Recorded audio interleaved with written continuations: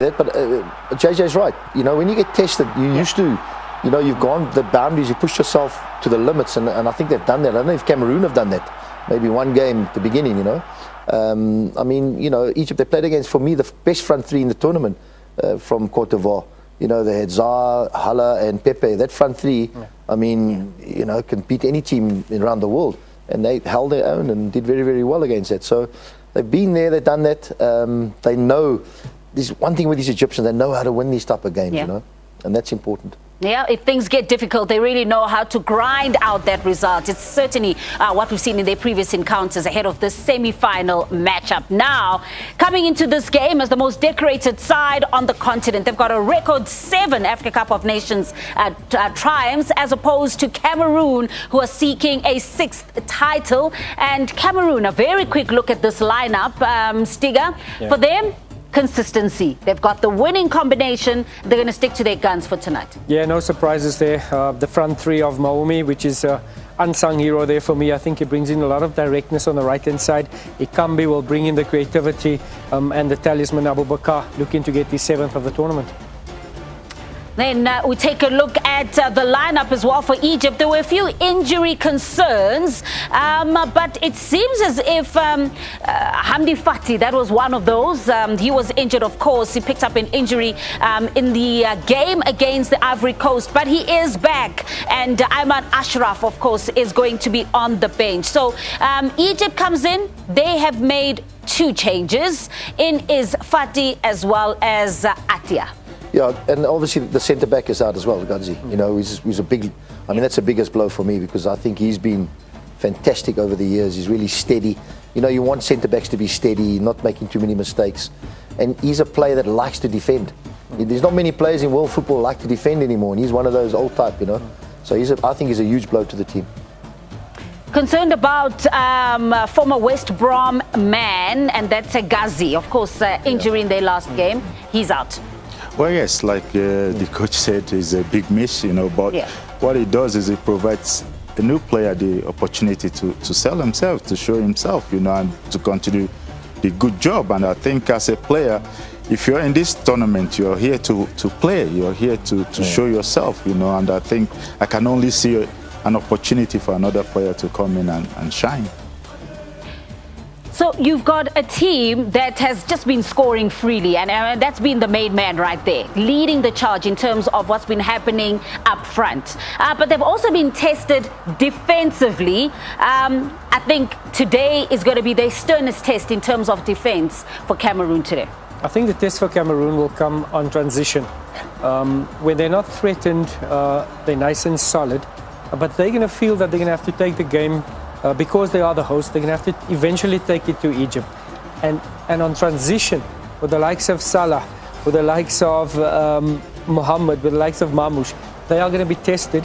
And if they don't keep it nice and compact, they're going to start to encounter that difficulties of coming up against a side that is quality. We spoke about who they came up en route to the semi-finals, opposed to Egypt that was tested against the best, Nigeria, against Cote d'Ivoire, against Morocco. You know, so Cameroon hasn't been tested, and today we will certainly ask a few questions of them. Goalkeeping department for Egypt. El Shanawi on the bench. And of course, we saw how Gabaski came off injured in the last game, or the last 2 games. He's starting today. Are you concerned about this? Well, I mean, he hasn't played much international football, but he's played a lot of football, a lot of experience. You know, he plays for a big football club that plays a lot in these, big tournaments. So he looked quite steady, you know, when he came on. It looked like they were running out of goalkeepers at one stage. I mean, I think they were down to their 3rd goalkeeper. So, you know, to lose their number 1 is a big blow. But I mean, it's a big chance again, and he looks, you know, he looks the part. He certainly did well when he came on the last game. Other areas, I mean, this was the man, as you said, when they started their campaign, all eyes were on Choupo-Moting, but he hasn't quite risen to the fore in terms of his performance in Cameroon. Yeah, maybe tonight is the night, but we talk about rising to form. Toko Ekambi in the pictures here, you could see his, a bit of a smile there, feeling light, the quality's there, the confidence is up there, and I'm sure he'll be looking to test that defense there. But he started off slow against Nigeria, but after that came to the party and talk about coming to the party. Salah leading like a captain. JJ, what do you really want to say? You know, he's come good, and hopefully, I'm sure he'll carry on at the end of the tournament. But quality player. Certainly, I think if they win this tournament, Egypt, he's got to be up for nomination for football of the, you know, Ballon d'Or. So hopefully, maybe somebody from Africa could win it for a change. Yeah, but this is the thing, when all eyes are on what arguably at this particular moment is the greatest player on the continent, just that kind of pressure. But I mean, he's been in similar situations before, handled it well. I mean, that's what comes with you being good. You know, he's an excellent player, and it's expected, you know, to be under pressure. And it's a good pressure to have, you know, pressure to perform. And what it does to you is it brings out the best in you. You have to be mentally prepared, you know, to go all the way and show that it's not a fluke that you're one of the best, you know, because you're a marksman, you know. But I think he's been there, he's done it, and he's proven himself in this tournament as well, that he can not only do it in Europe, that he can also cope when it comes to African football. Yeah, we saw him really, you know, coming good in that quarterfinal matchup ahead of this semi-final. He is nice and ready to give off his best performance. The 11th Afcon encounter between Egypt and Cameroon, and no two teams have met on more occasions in the competition's history. So a very historic encounter. We continue the build-up after the break.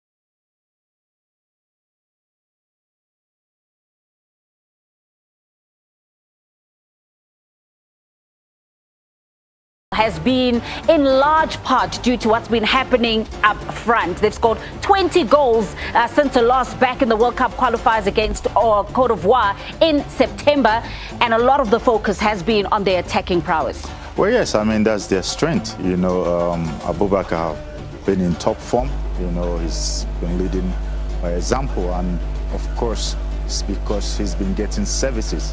And if he gets services, we know that he can finish. So hopefully, his teammates will do him the favor of providing him with services.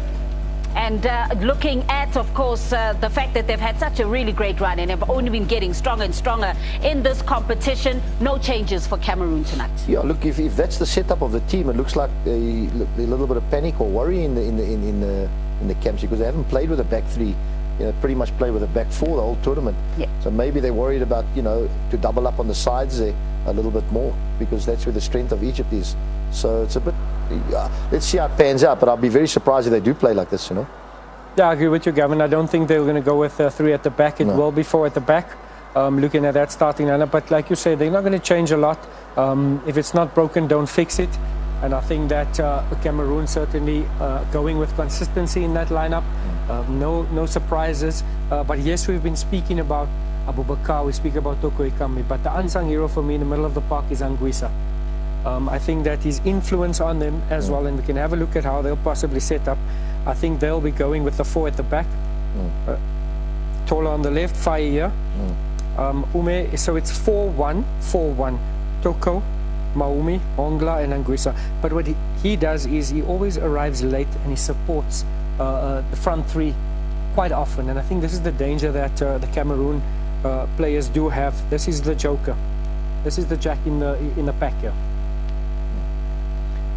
But I think Faye have been also instrumental in their play going forward. You know, he's provided the most assists in this tournament, 3 so far. You know, so his role also is vital for this Cameroonian side. Yeah, well, you look at the consistency, though. I mean, we talk about what's happening in attack, but also defensively, you know, those defenders have started now together for the 3rd game running, just perfecting what it is they do there. You know, if you want to win tournaments or anything, you've got to sort that area of the pitch out first, you know. And I think it's very important that that's where you don't really want to change teams too much, that back three with the goalkeeper and the centre halves. You know, they both pretty much play a similar setup in their team. The difference is the striker in either side, where Mamusa will drop in a little bit more, Abubakar will run in behind a little bit more. So there's a big, and obviously the 2 wide players of Egypt play a little bit narrower in off the front. So there is a little bit of a difference there. But the 3 in midfield, they'll sort of be matching up against each other in there. And that's certainly, as Stiga says, you know, Aguiso is the key there, you know. He makes the late runs in the box. But all in all, I think it's pretty basic. I don't think they'll change too much. You talk about that 3v3 in the middle of the park there, and I think this is going to be massive here. We're talking about Anguissa up against Hongla, against Soli and Elneny. And this is another player that certainly has to come to the party, you know. He's playing at the high level for Arsenal in the English Prem, and he needs to impose himself, and he needs to be the guy that's going to be dishing out the small passes as well as the long ones. If they're going to be looking to play at the counter-attack, he will be looked to, is he going to start that attack and find space in behind the defense to find Salah and Mamouche, because Mamouche, Galatasaray, Mohamed, Stuttgart.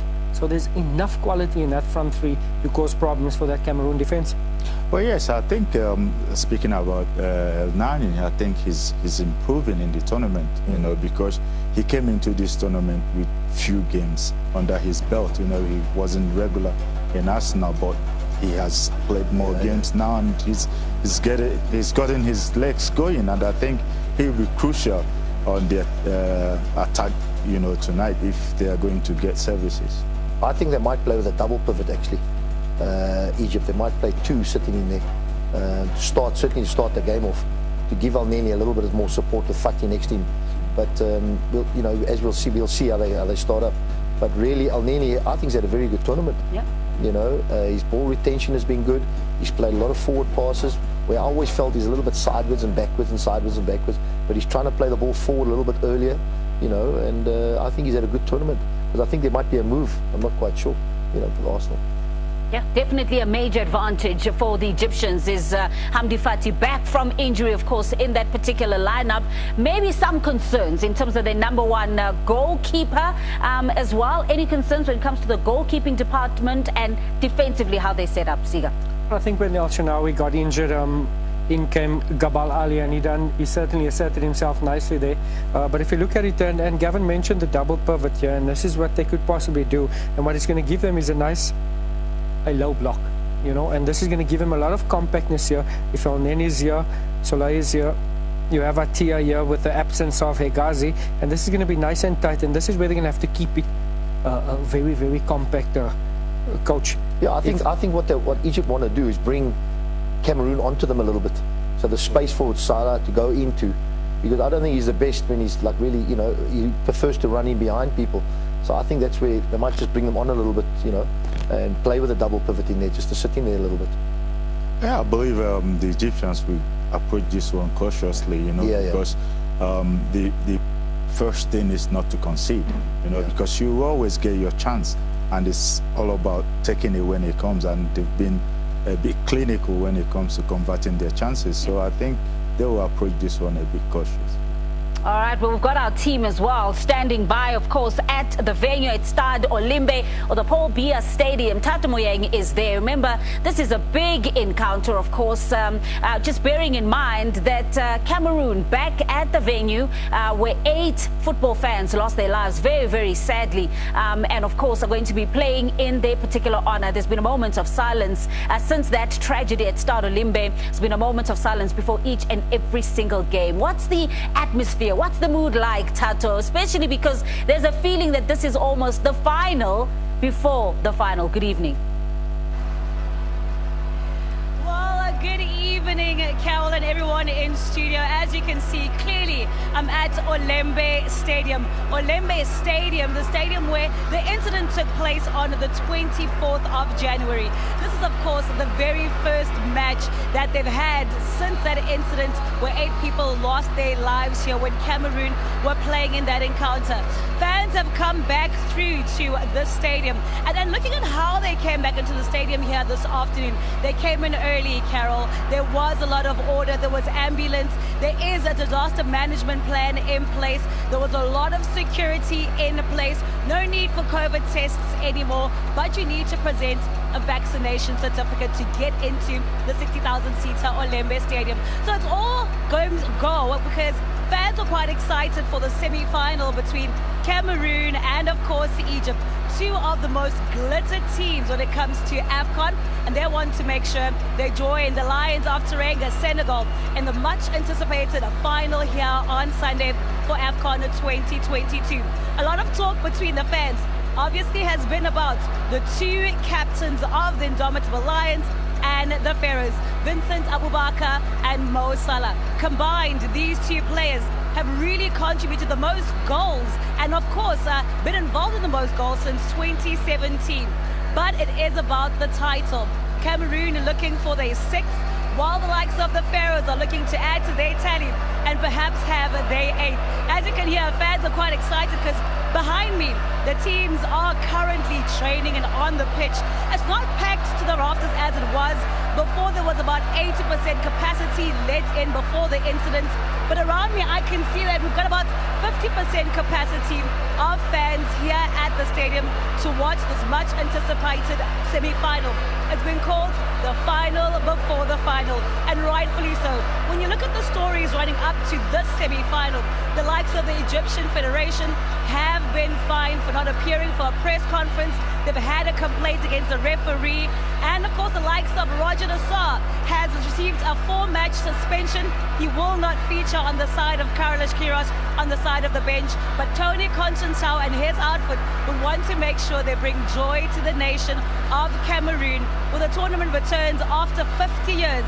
Can they lift the title and meet up with the other Lions in the final on Sunday, Carol? Tato, it sounds unbelievable there. Maybe just about 50% of attendance that's been that limit for the match tonight because of safety concerns. But you can certainly hear the roar of those fans. Many of them, of course, the majority of them are for the indomitable Lions. Eddie Tom agrees. Today is the final before the final. Let's get ready for your predictions. The time for crossing fingers and hoping to get an easy draw has long come to an end at the Africa Cup of Nations. We've been in an intense state of do or die for a week or so now, and what both of tonight's outfits have done to date is the doing part, and with some flair as well if you answer to the term host country. What a time it has been watching the indomitable Lions dominate from game one to this stage, pass every test with relative ease while growing the hopes that for the first time since Egypt 2006, the host nation will go on to lift the most hallowed trophy on the continent. And yes, to achieve that feat, Cameroon will have to this evening meet, greet and then beat the mighty Pharaohs at the Olembe Stadium. And yes, from the triumph over Burkina Faso to the stalemate against Cape Verde, the thrashing of Ethiopia, brushing aside of Gambia to the edging of the Comoros, the home nation is yet to be tested more than we expect them to be tonight. As for the first time in this edition, they go toe-to-toe with their fellow heavy. What will help is the 9-match unbeaten streak in all competitions for a side that after the disappointment of 2019 applied themselves from top to bottom in order to build a squad that can once again be trusted with doing the business.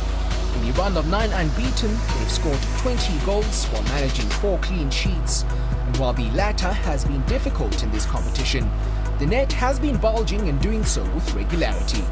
Skipper, talisman and top scorer Vincent Abubakar remains the trump card, but the assistance that he's getting from fellow frontrunner for player of the tournament in Carl Choka Ikambi is precisely why Egypt's defensive capabilities will be tested probably more than they have to date in the competition.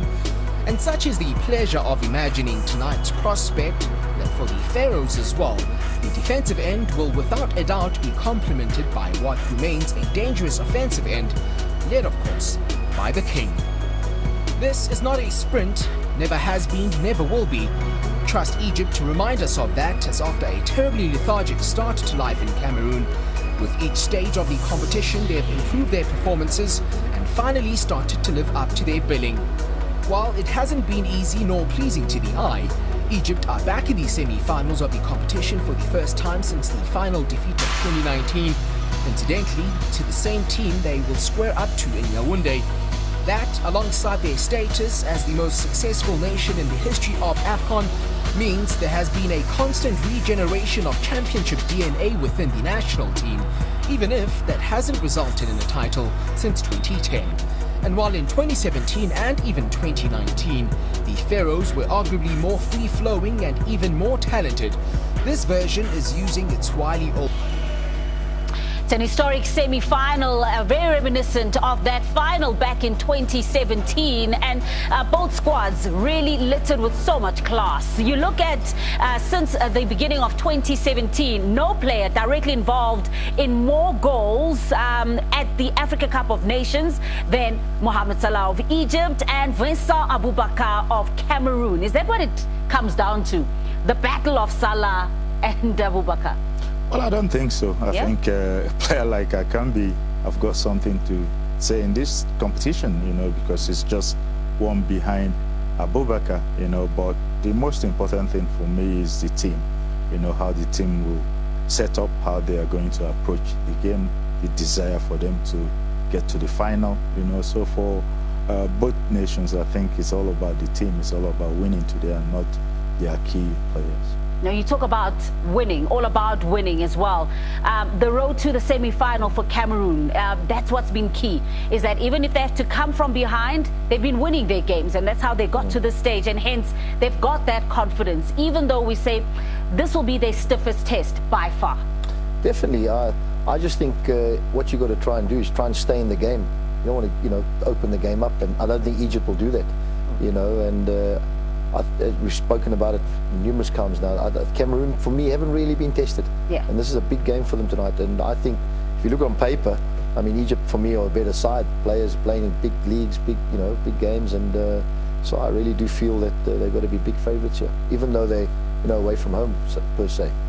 Is there an over-reliance? You look at Cameroon, for example, all the goals that have been scored have been shed by two individuals, Ikambi and Abubakar. Is that a concern as well? An over-reliance on certain individuals as opposed to more of a team effort, more of a collective when you look at the Pharaohs? I agree with you there, Carol, but we have to look at it that it's the way that Cameroon play. They're relying on their striking duo to come up with the goals, and they're keeping it nice and tight in the middle of the park. Anguissa assists them. But we have to laminate. And the fact that we're looking back is that they have not been tested against the big sides. And this evening they will definitely be tested against a Egypt that has really come up against the odds. There's been a lot of pressure. You can see the fans giving a lot of pressure after the first loss against Nigeria. They're not happy with the performance. So it's a team that has come to the party now, and they would definitely test this Cameroon side, which is always going to be asked. You haven't come up against the better teams. Tonight you will be tested properly. Okay, let's get to the predictions. Here's an interesting comment on hashtag SS Afcon 21. Don Gio says Gavin Hunt is representing South Africa on the panel tonight. JJ Oya Sokota representing Cameroon and West Africa. And Stanton Fredericks is representing Egypt, seeing as he looks a little Egyptian. Yeah, he does. I don't know how accurate that is. JJ, what's your prediction for this one? Well, I think it'll be good to keep it in West Africa. I totally agree with the fan there, and I'm going for a narrow win for Cameroon. Narrow win for Cameroon. Okay. Gavin? Well, I think Egypt are a better side all round, and I think they know how to win these type of games. Well, they both do, both big countries. They won a lot of, so I'm going for Egypt. The Pharaohs. Seeing that I look like a Pharaoh, I'm going with the Pharaohs. Also a narrow win? I think it's going to be very narrow. I think I'm going to give it to Egypt 1-0. Okay. Well, you give us your predictions as you have been on hashtag SS Afcon 21. Now, bear in mind, the hosts, Cameroon, have progressed from 7 of their 9 semi-final matches at the Africa Cup of Nations, but Egypt have progressed from more.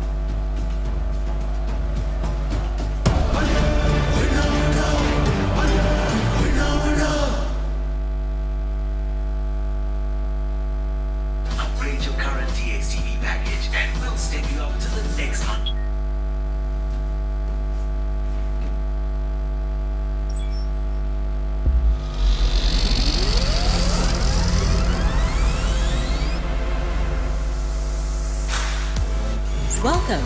You're currently on DSTV Compact. On this level, you'll get all your essential entertainment. Ready to step up? Let's do it! Thank you for upgrading to DSTV Compact Plus. Here you'll get your favorite channels with a little extra. Now for the biggest step up. Congratulations! DSTV has stepped you up to DSTV Premium. Enjoy all your favorite channels like a boss. Now this is a step up. Step up to the next level on us. Upgrade your current DSTV package and we'll step you up to the next highest package at no extra cost. This weekend on Supersport.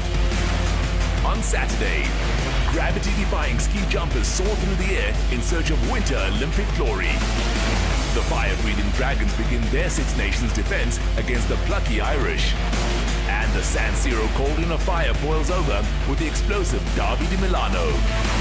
Then on Sunday, 2 former champions steal the limelight in a bruising Vegas welterweight showdown.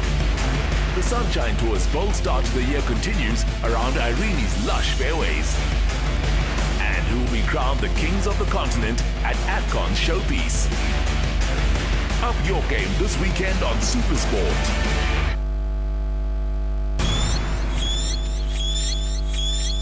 What is your great? Is it reaching your goal? You have to be part of the conversation and you have to add value. You have to bring value to the table. Or helping others reach theirs? The impact we've made to actually help the younger ones get to their dreams. Is it bouncing back? Burma coming through the middle to take it once again! Or rising above? Faith Kipyegon is the 1500 metres champion. Is it giving up. Do something which other people they can't do. Do something which other people they fear. What is your great? Achieving that desired results, that you've always wanted. Is it shifting the lens to others or to yourself? Is it doing what they say you can't? I've been able to remain my authentic self. Or making space for those who can define your great. It will be a night to remember.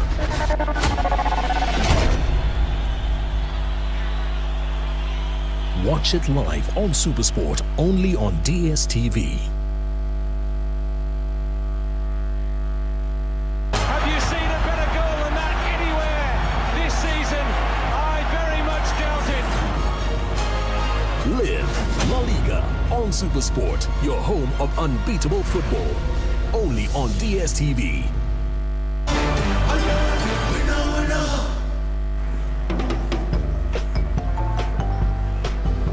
Remember all the good times that we shared. I paid that bill. At Total Energies, we go the extra mile for you.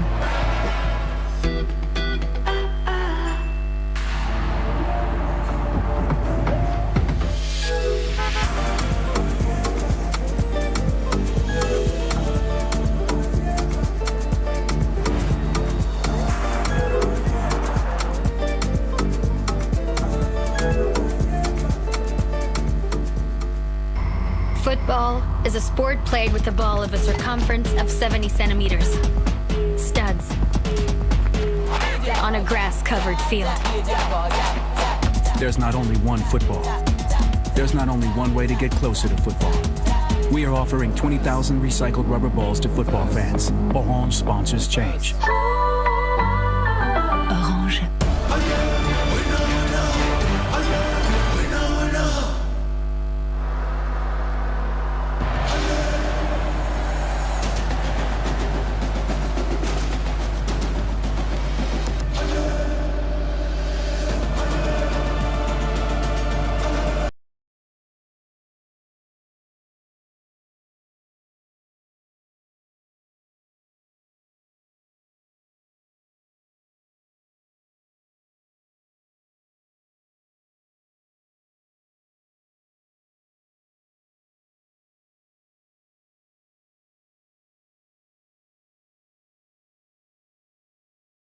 For a place in the final at the Olembe Stadium here tonight. Welcome everyone, live coverage, Cameroon against Egypt.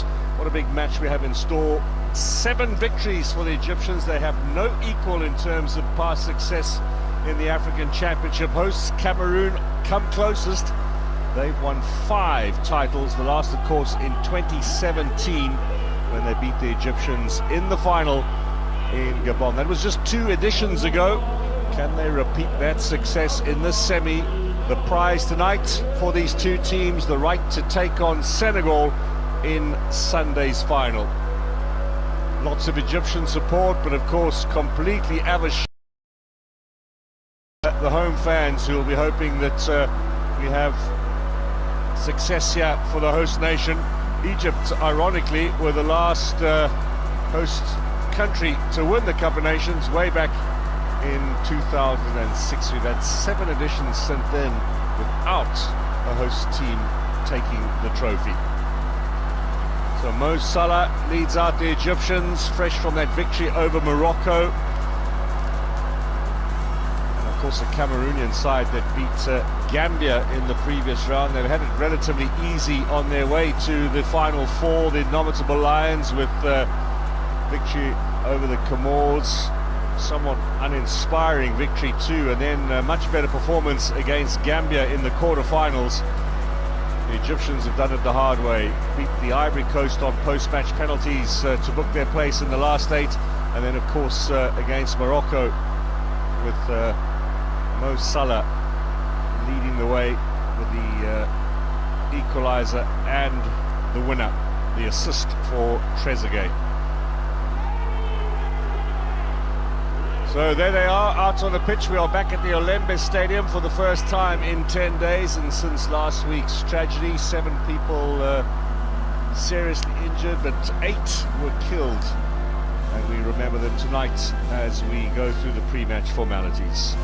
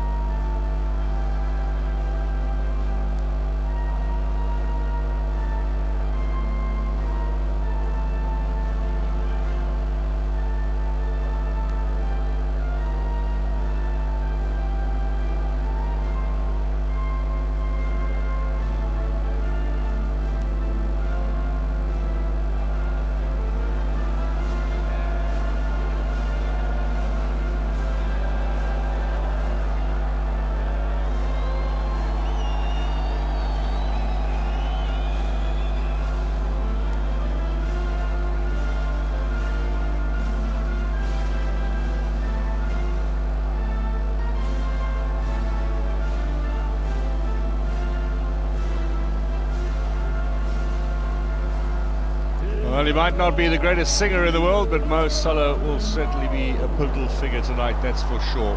Now, the national anthem of the host country.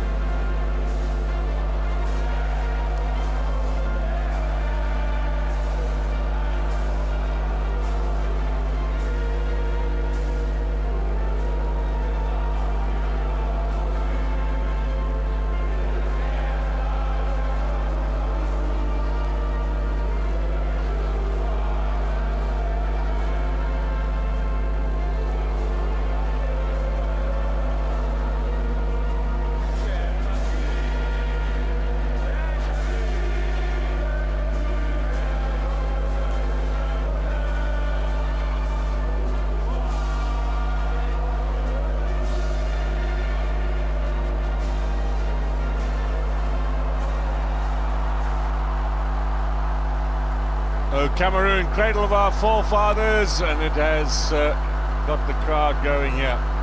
The Olembe Stadium resplendent tonight for this massive encounter.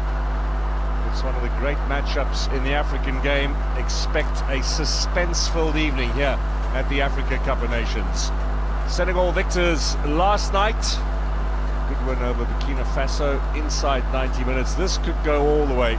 Two strongly matched teams head-to-head to decide a place in the finals. First meeting between these two countries, by the way, since that 2017 final.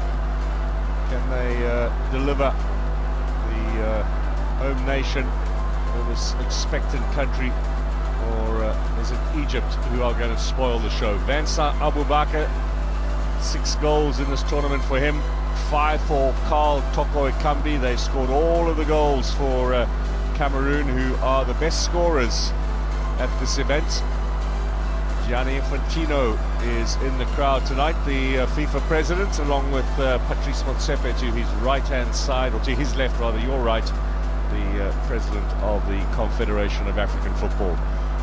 So home hopes lie with these gentlemen. In green, the indomitable Lions, and for many of them, their biggest game of their careers. There are a couple who remain from the 2017 final. Aboubakar came on as a sub and scored in that game.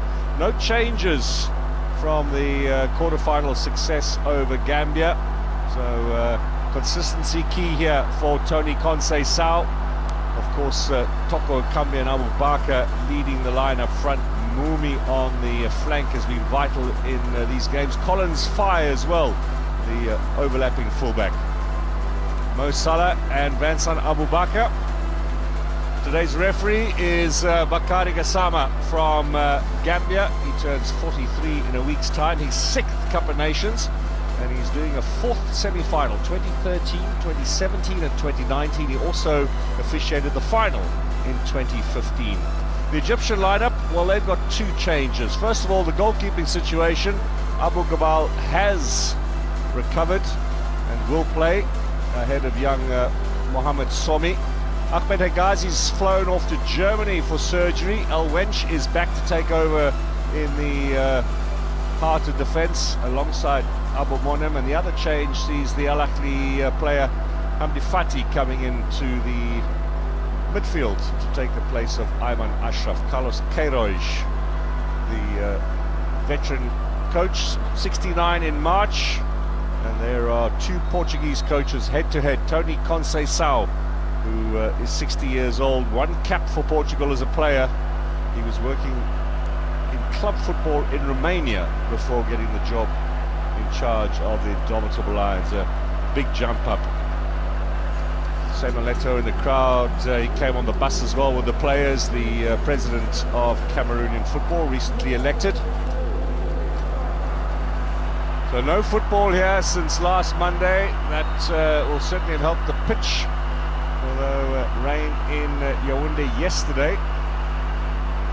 This will be the venue for the final on Sunday, the third place playoff game for which Burkina Faso have already qualified, and for whom the loser of today's match is destined to compete in. Well, that's been moved from Sunday to Saturday at the Amadou Ahidjo Stadium. It'll be the 12th game of the competition at that venue.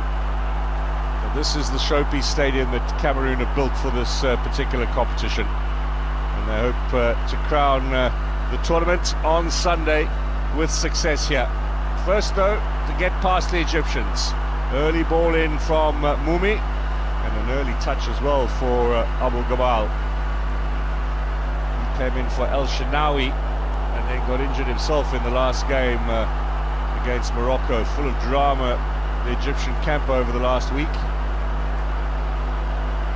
Seattle Sounders, Nuhu on the left-hand side, ever present in this tournament so far. It has been a consistent pick, this Cameroonian team. Ngadur, for example, in the heart of defence, has had a couple of centre-back partners, but he himself in possession now has not missed a game.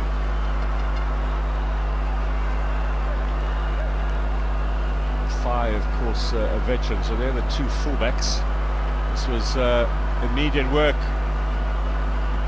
for the Cameroonian Nuhu, when that MLS team for Seattle Sounders in 2019 when they won the title in North America.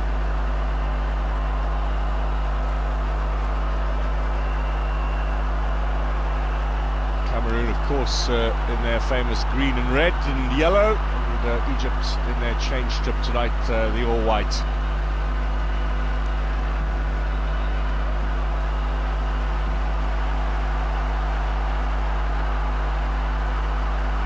Ngisa, the tournament he's had. So the pitch is already looking to be popping up in places. It's been a problem at this tournament. Hopefully no major bearing on the football we're about to see over the next 90 minutes. Castelletto. Expect a nice tough physical battle between these two sides. Fai plays it inside. That's nicely done, played out wide by Unge.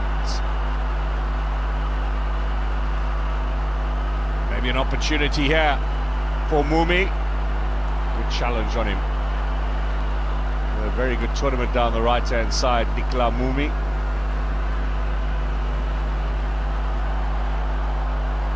Well, the turnover's been pretty marked so far in these early stages. Maybe some early nerves just settling in.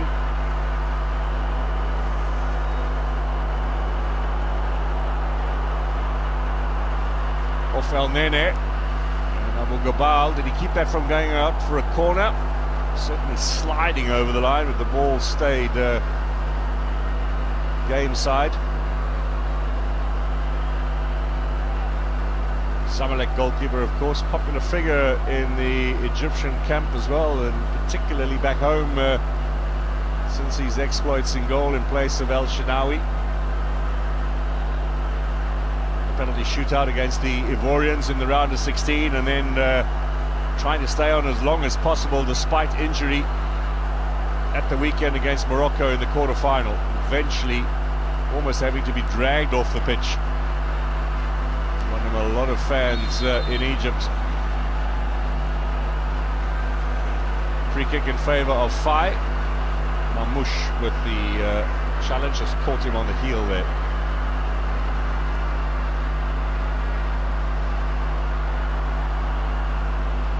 Two up front for Cameroon, but almost a little isolated there. Toko Ekambi and Abubakar, both in the squad in 2017. Abubakar coming on and scoring in the final, but Toko Ekambi was on the bench for the game against Egypt in Libreville.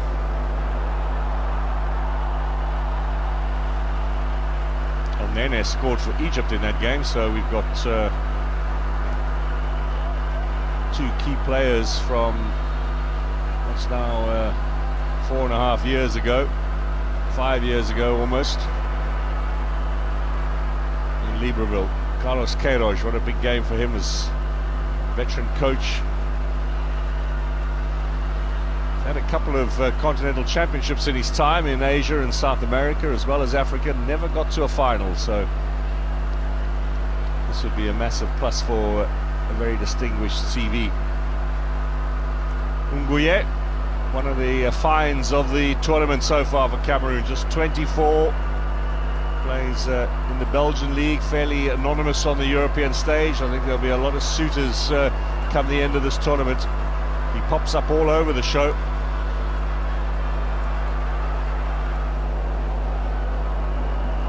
Nuhu forward.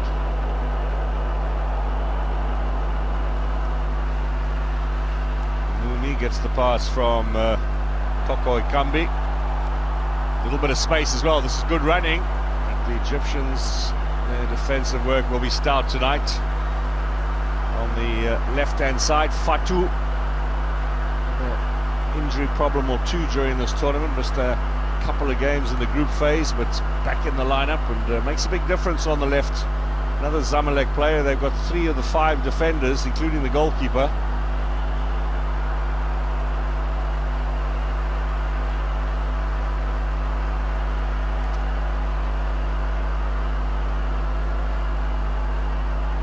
Fai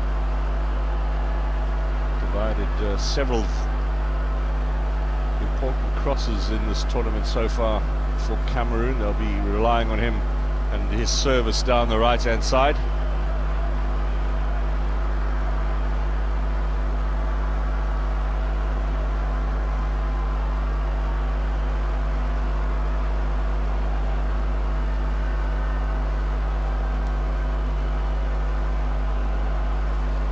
Andre Onana now gets a chance, a little touch of the ball, the 25-year-old goalkeeper. Back from his drugs ban during the World Cup qualifiers in September. First game back was not for his club, Ajax Amsterdam, but rather for the Cameroonian national side. Had some vital games in the World Cup qualifiers, helped them to win the group.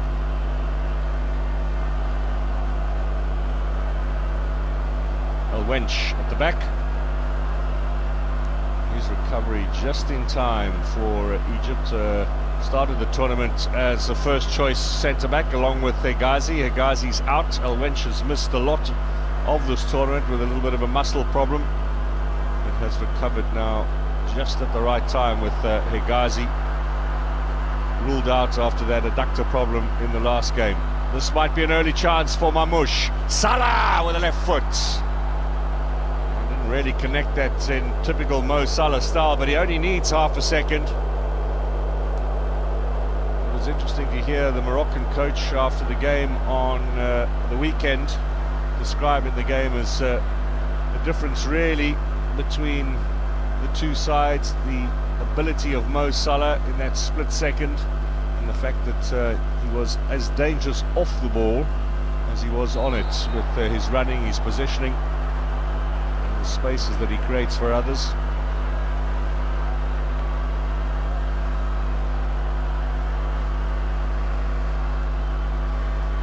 So relatively new in the team, Mamouche up front. He and Mustafa Mohamed have been a consistent selection in attack.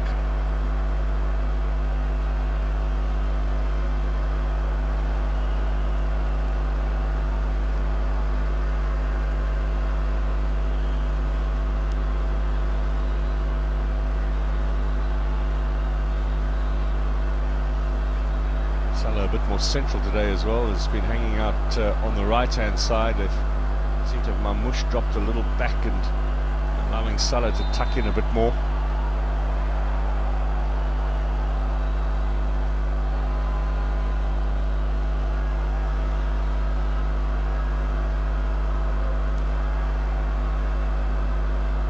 Anguissa with a foul on Fatu. This is El Nene in possession. Kamal, El Nene again. Nice build up down the right. Kamal always dangerous. El Nene.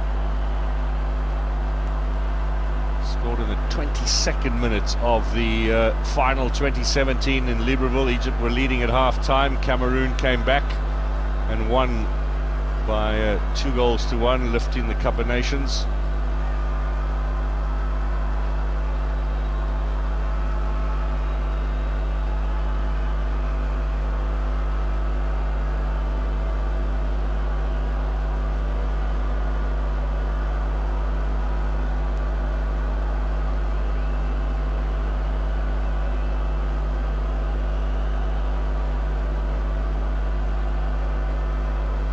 Ten minutes gone here in the first half, second of the semi-finals at the Cup of Nations.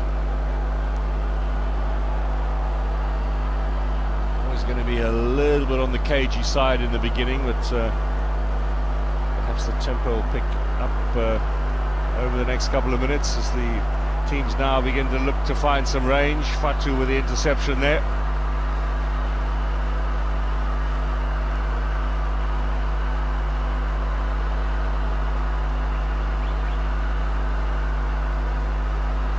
Inside, looking for his skipper. Foul will go in favour of Abu Bakr. Hamdi Fati back into the lineup also after injury, and Carlos Queiroz, well, he's been very critical of the refereeing performances at this tournament. A little wry smile from him, but frustration. No assistant today. Roger de Sá banned for 4 matches for that post-match altercation with the Moroccans after the weekend game. So he sits in the stand, while Goma, who's the general manager of the team, sitting alongside now Mr. Gassama, saying to while Goma's being told to go away. I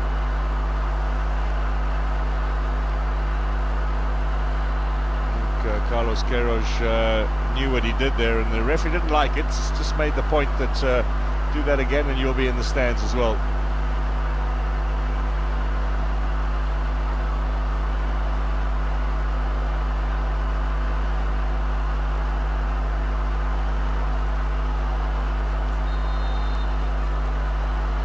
Mumi to take it. Abu Gabal watched it all the way. He's kept it in play. Ooh. Now, has he hurt himself? He will kick this away, but remember he had what looked like a groin injury in the last game. He made a save against the Moroccans and then got himself into increasing pain and injury concerns. There. That's exactly the area where he had trouble in the last match. And remember, at the end, young Mohamed Sobi came on for his very first cap. They've got 4 goalkeepers in this tournament. Mahmoud Allah is the other one, so there is cover, but not much in the way of experience. Well, to be fair, Abu Gabal's playing only his 6th game for Egypt, made his debut in 2011, waited 10 years between his first and his second cap. Shinawi, the #1 keeper, might still make it for the final. His rehabilitation continuing. Now the chase is on. There's quite a bit of pace there on both sides, and Abdelmonem does very well, the young defender who's going back to his parent club Al Ahly at the end of this tournament. Abu Bakr runs into traffic. Good cover provided by Kamal, just stepped into the channel here.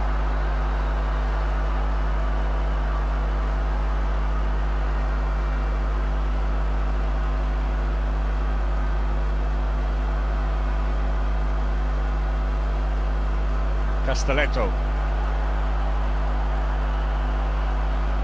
Given away, chance for Toko Ekambi. Keeps going, little burst of pace from him, and save from Abu Gabal again. He's quick, deceptively quick, the Cameroonian striker. Have a look at this, just puts on the afterburner to the byline. And I've pulled that back just a little bit more. There were two players waiting near that first post to see if they couldn't get a touch onto a potential cross from Toko Ekambi.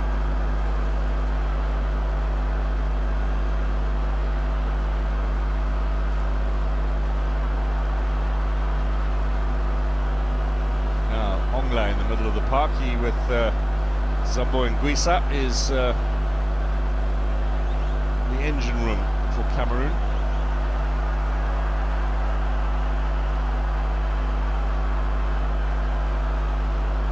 Castelletto, Nguye.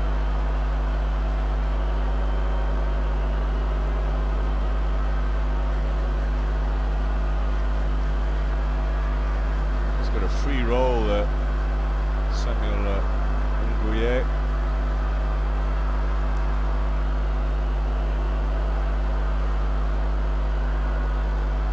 Brings it back again.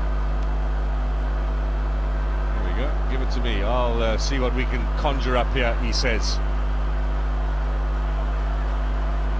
Finds Collins 5. Back again. Looking for a bit of running from Toko Ekambi. Wench with the covering defence. Real name Mahmoud Hamdi, El Wench the Crane in Arabic.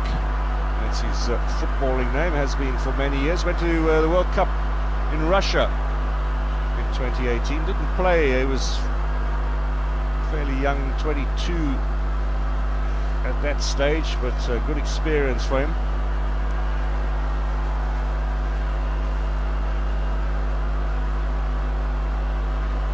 Now, Nguisa, no way through. A lot of good physical strength on display in this game.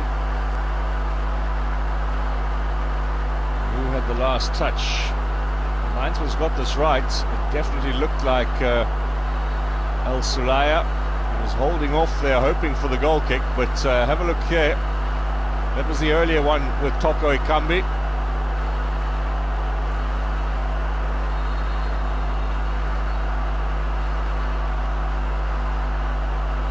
Wants a little word here. Maybe reminding everyone there's cameras these days, VAR.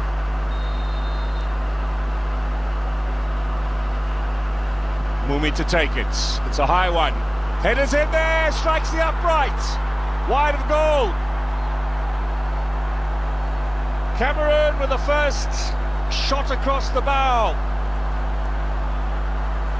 Really was a rising header there from Engadou. And much relief for Egypt as that comes back. Abu Gabal watches this just go wide.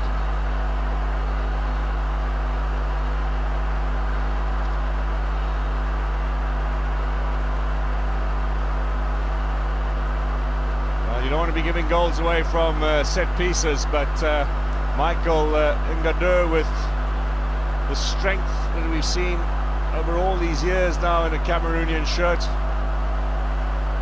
Centre-back who is based in Belgium. Fulham tried to sign him last season when they were still up in the Premier League. They might go shopping for him again still, should they make it back at the end of this season. He and Abu Bakr perhaps got in each other's way on the rebound.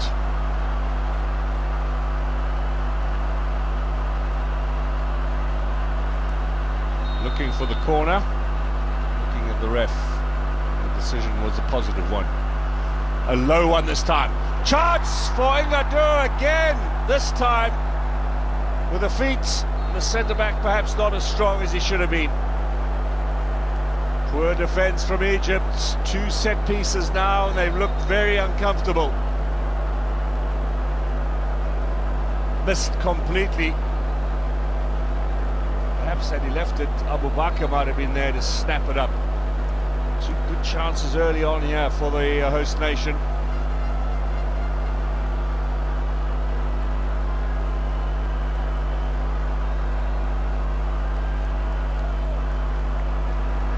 And that might have the Egyptians a little rattled early on. Let's see what response we get out of them.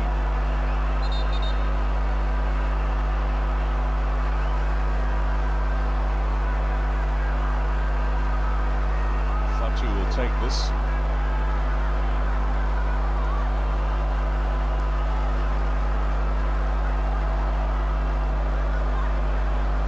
Fire is probably the smallest man on the pitch, rose majestically there to win it in the air.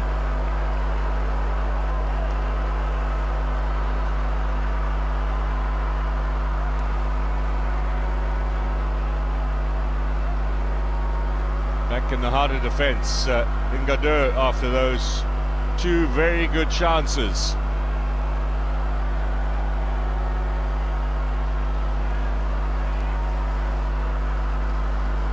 One in the air by Abdel Moinem, but back with Cameroon. They are looking the brighter of the two sides early on here. Fire into the box.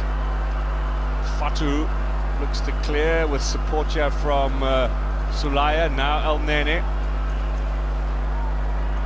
Salaya to Mamouche. Don't see much from Salah in these early stages. They'll try and get the ball out to him on the right. Kamal. Still Kamal. Still Kamal. Left-footed shot. Not as much power as he possibly would get from his right. And so perhaps an opportunity goes there for the Egyptians. Really was an excellent opportunity for the big centre-back.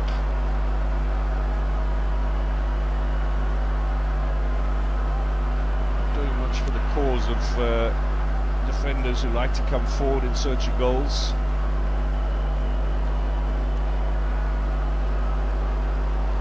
Omar Kamal only made his debut for Egypt in the Arab Cup in December. How well he's done to make that right fullback's spot his.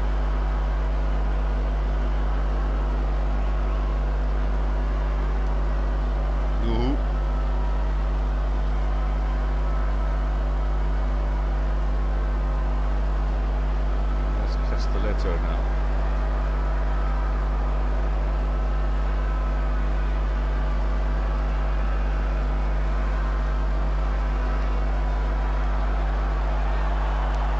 Still in play, and it's almost falling here for Abu Bakr. Fatou, can he get this further upfield for Egypt? Turn defence into attack again. Possession turned over here. Castelletto.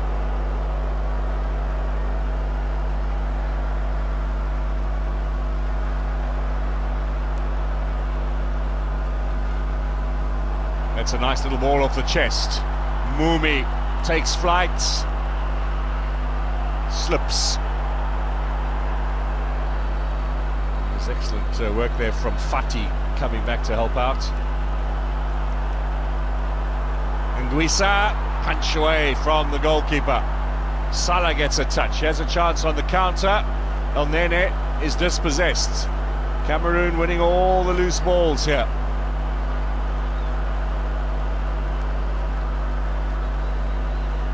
Nguissa. Nguissa on the edge of the area. Now the goalkeeper Abu Gabal has another injury concern. Mr. Gassama will go across and have a look. The Egyptians protested about his appointment as referee for today. They reckoned in his long distinguished career he hadn't refereed very well against Egyptian club and national teams, and they put in a formal protest when his appointment for the semi-final was announced. In the meantime, Sobi looks to be warming up again. They're not having much luck in the goalkeeping department, are the Egyptians. Let's see what happened. He came out to punch the ball here. Running into Vincent Abubakar, who's no small unit.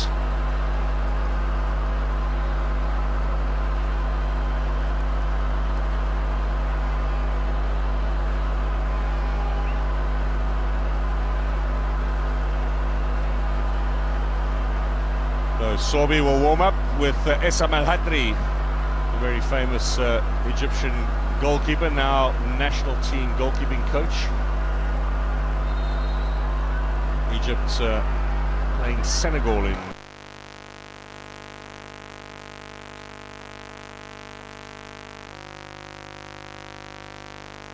qualifying group once before. That was in qualification for the World Cup in Germany in 2006. They were in the same group. Egypt beat Cameroon at home and drew away. But at the Nations Cup since 1984, they've met on a regular basis. 4 wins apiece and 2 draws. It could not be tighter between these two countries. The last game, as we mentioned, in 2017, that 2-1 win in Libreville in the final. Hugo Bruce was the coach then of the Indomitable Lions.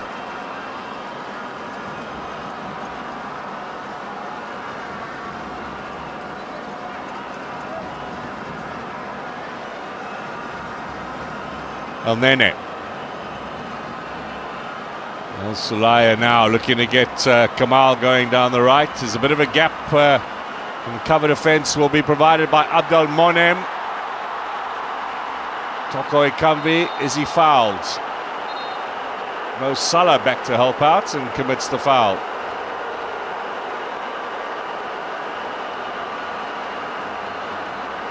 Well, his tackle numbers, never mind foul numbers, would be pretty low. It's not what he's there for. Abdel Monem was in a bit of trouble, and they needed Salah to come back and help.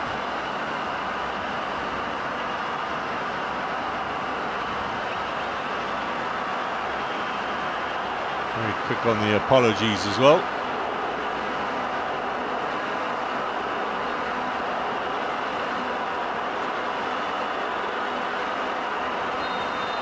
Nice and tense at the Olembe Stadium. Cameroon looking to break the deadlock. Moumi with a high ball, back post. Castelletto will get there first for Cameroon. Lots of slipping and sliding, you'll note, from players on the park. There's a chance now, drag back. Not enough power from Toko Ekambi. Gratefully accepted by Abu Gabal. Leaning back there, absolutely no power on it at all, and really just putting it up into the air. I think Coach Conceição knows that chances will be few and far between in this game, so a little disappointed they didn't take that one.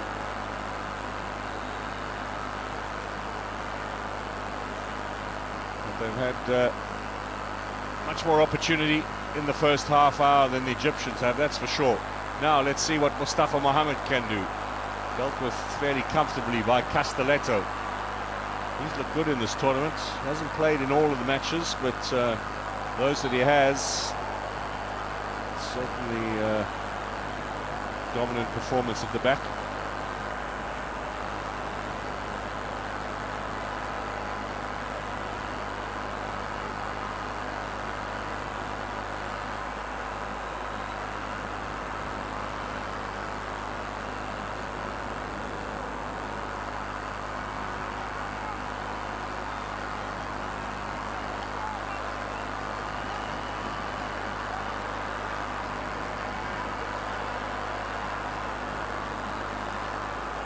Abubakar now.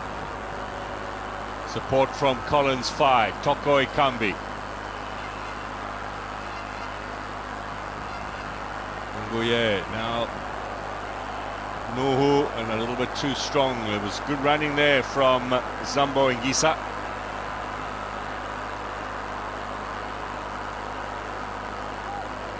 Ngisa finding himself well forward. This was that earlier chance for Toko Ekambi, again dragged back. Maybe the pass back was a bit on the strong side.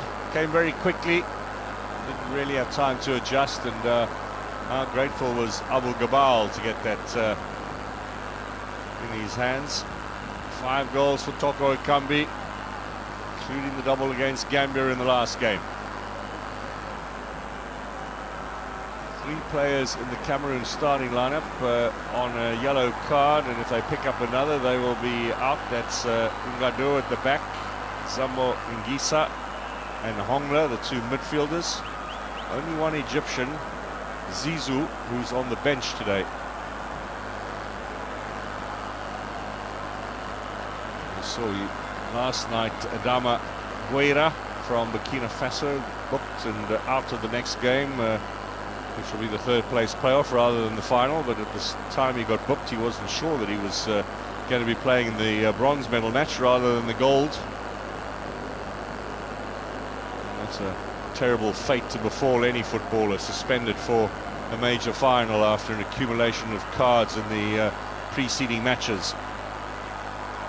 Mamouche out of play.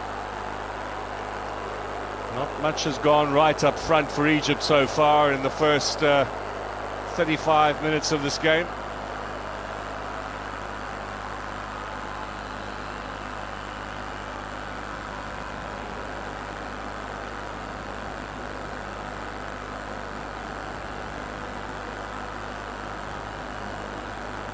Toko Ekambi, look at the run from Collins Fai. It's a good ball, a little too strong for Abu Bakr as well as for Ongla, and we will have throw in for the Egyptians. Ongla now playing in Serie A.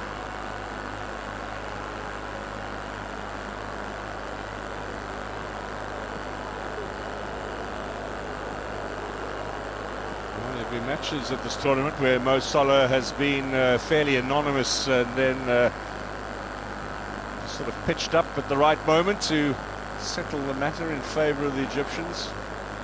Cameroon will be particularly worried that that happens again here today, that they have the better of the chances, they don't take them, and then they get punished by the likes of Mo Salah.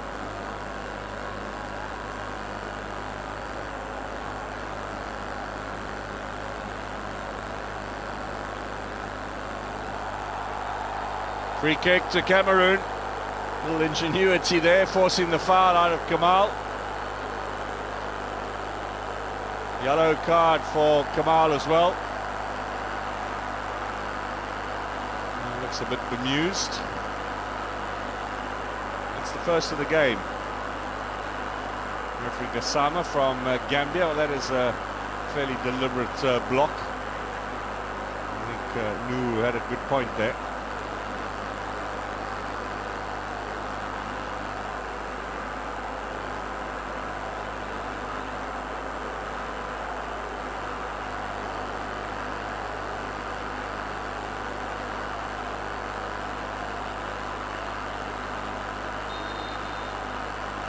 Mumi to take it. Cameroon have got numbers forward, looking for the first goal of the semi-final.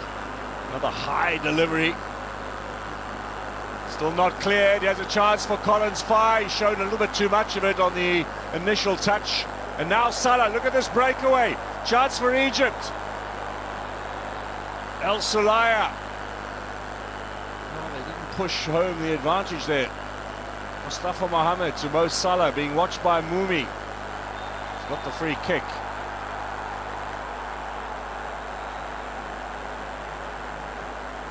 Well, that's sore.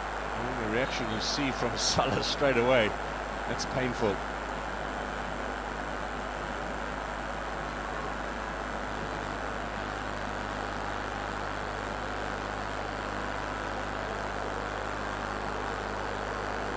This was Collins Fai's attempt. It was the centre forward Mustafa Mohamed who was doing the defensive work. Then Mumi stood on Mo Salah on his toes. Those boots are so lightweight these days, very little protection.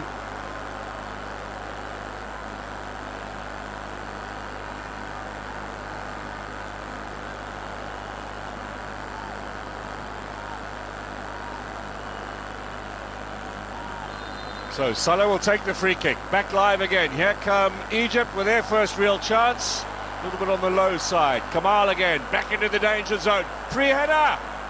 Over the top. It was Fati who got the header in. He looked suspiciously offside, and that's the call that's come.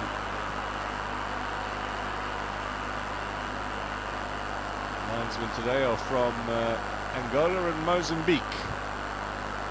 The VAR official is Mr. Hatem Gurat from Tunisia. He's not been called into action just yet. We had two major VAR decisions last night for Bamlak Tassama, the Ethiopian. He got them both 100% correct. He's got a lot of good publicity today around the world.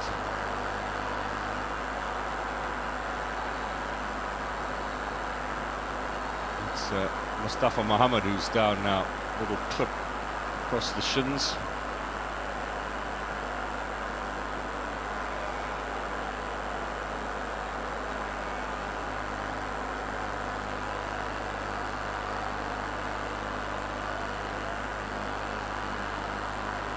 There was Onana making the save, but they wouldn't have counted. Offside against Hamdi Fati. Not much for the VIPs to enthuse over so far.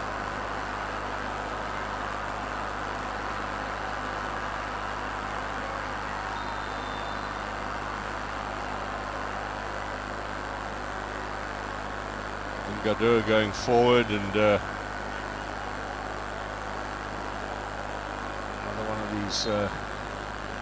clashes of heads that have been rather disturbing at this tournament so far. El Wench is the player for Egypt in some trouble, but got to be careful of the concussion issues.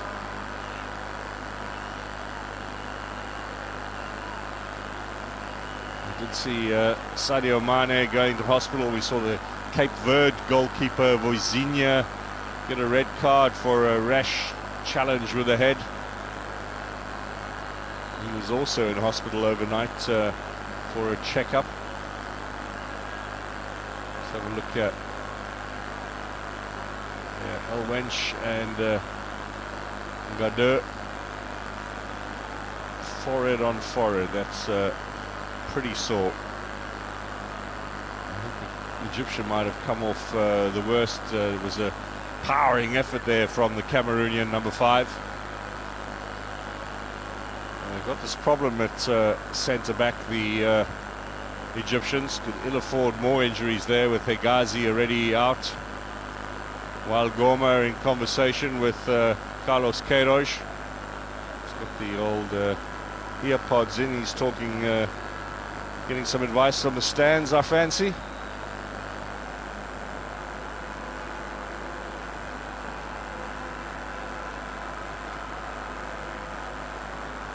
Patch-up job. Big man from Cameroon is up. Maybe feeling it a little bit, but he looks to be okay. El Wench, he's in some bandage applied there, presumably a bit of blood. There's Abdel Monem.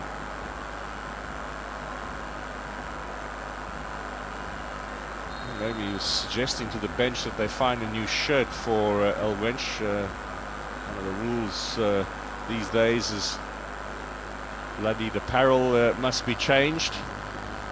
Let's see what Mr. Gassama does about that. Nervous-looking Egyptian fans, many of whom have flown in for the semi. There'll be more if they make the final, that's for sure. Well, he's having a jolly old time, that gentleman.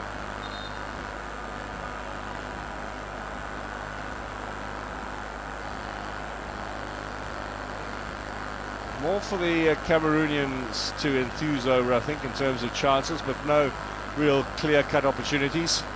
No fresh shirt here for Hamdi. He'll have to possibly change the shorts as well at half-time. I think that's been pointed out to him now. But they've stemmed the blood, and he'll be able to continue shortly. Joshua Bondo is the 4th official from Botswana.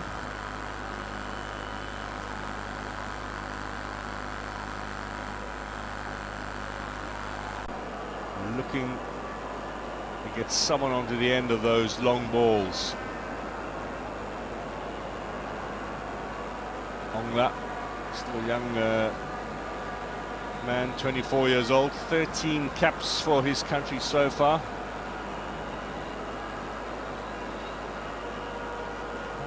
Joshua Bondo says we've got 3 minutes added on.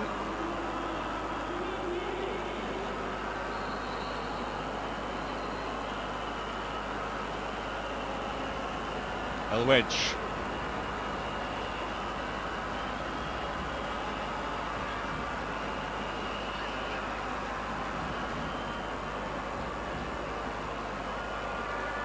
Castelletto with a strong header.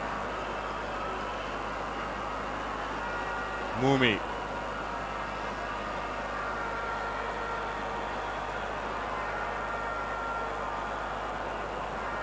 Onana gets a little bit of participation in the semi-final. A little touch with that clearance. Back with El Wench again. Fatouche on the left. Very confident player. Young man from Zamalek. Now here comes Kamal for Salah. Too far ahead, it skids off a wet surface and straight into the arms of Onana.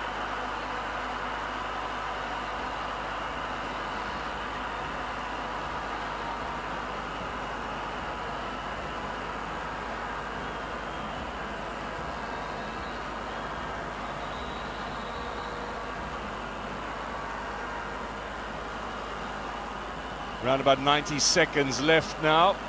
Cameroon are going to launch one more attack. This might be promising. Toko Ekambi. Abubakar's delayed any run into the area. Waiting to see what Toko Ekambi can do. Now it's gone back out again to Nuhu. They're running out of time here.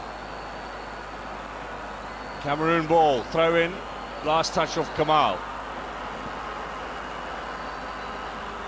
Toko Ekambi again. Good strong challenge from Fati. Sulaya. Mamouche has gone on the run. Good first touch from him. This might be a chance for Egypt. Excellent defensive work from Cameroon. Play on, says Mr. Gassama. Mamouche stays down. Egypt lose possession. Nuhu. And Salah gives away the free kick. And we'll just have a little check on Omar Mamouche, who's still down.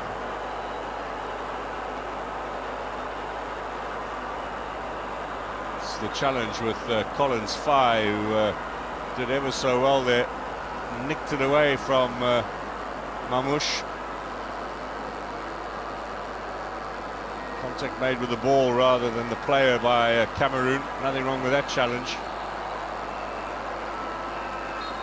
Mr. Gassama says that's it for the first half.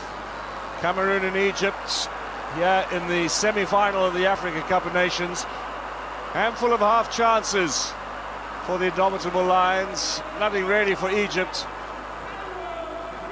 It's a first half perhaps where they are still having a look at each other and maybe keeping one or two tricks up their sleeve for later on in the game.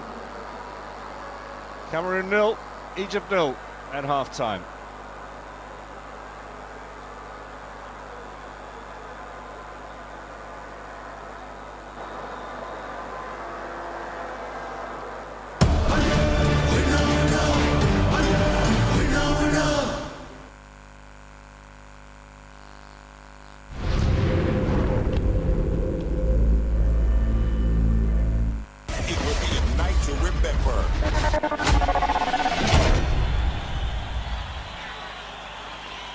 Watch it live on SuperSport, only on DSTV. If I buy this bully, now trekking be my portion. We do. People like say they happen for them.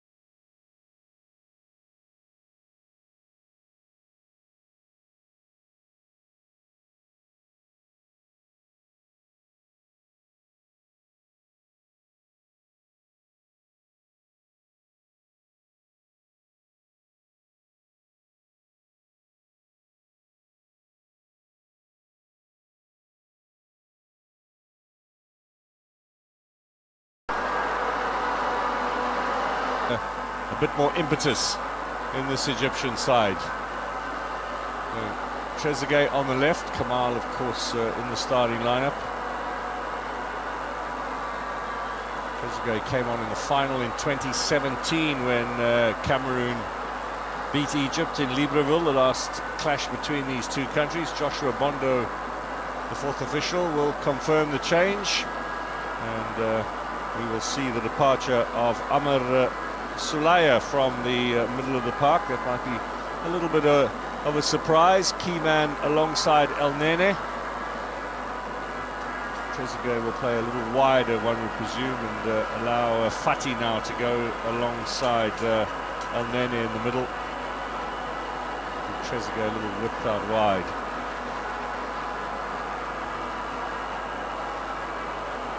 That is the first change of the game as well. Egypt in the white, ready to get the second half underway.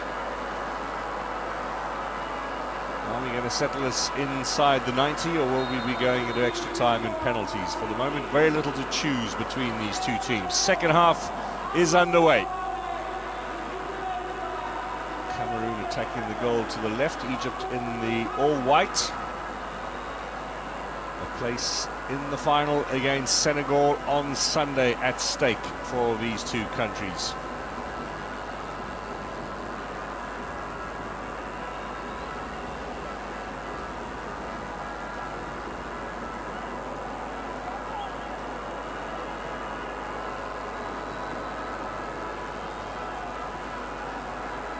Frank Zambo Ngisa, playing for Napoli. He's actually on loan to the Italian club from Fulham. These English employers joined Fulham from Marseille in France.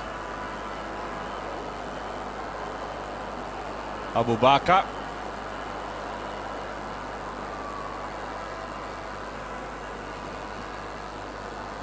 Trezeguet into the action. Let's see what he can contribute. Good strong run down the left-hand side. So a bit more width perhaps is the idea from Queiroz. He's got Salah on the right, Trezeguet on the left. Take on the two fullbacks, Collins, Faye and Nuhu. Trezeguet leaving Aston Villa on loan in this January transfer window. We'll be playing in Turkey for the second half of the season.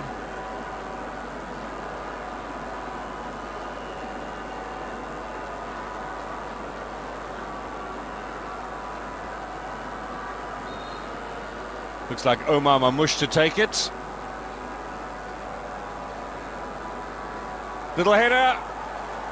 It was a strong one from Mustafa Mohammed that was on target. No real problem for a goalkeeper of Onana's quality. And that is the first effort on target from Egypt in this game.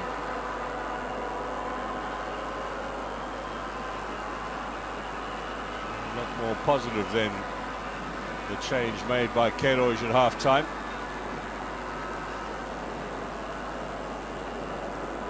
Castelletto. It's away from Toko Ekambi. Castelletto, born in France, Italian father, Cameroonian mother. He could have played for 3 different countries and he'd been selected. And he's potentially one game away from continental final with Cameroon, so he's made a good choice.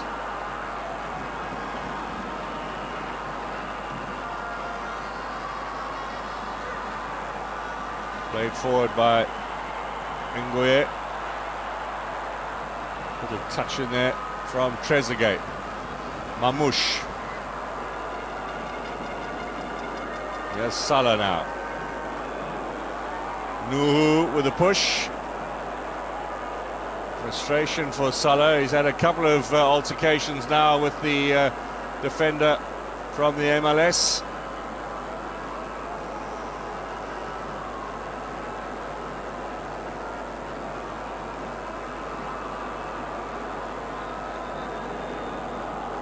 Elwench.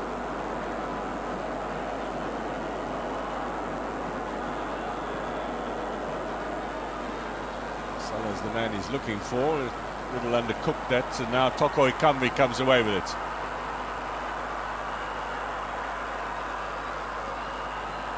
Easy interception for Fatouche. Omar Mamouche also looking to play a little bit wider on the left. El Nene. Castelletto, no real pressure on him. He had time to have a look up and think of several options.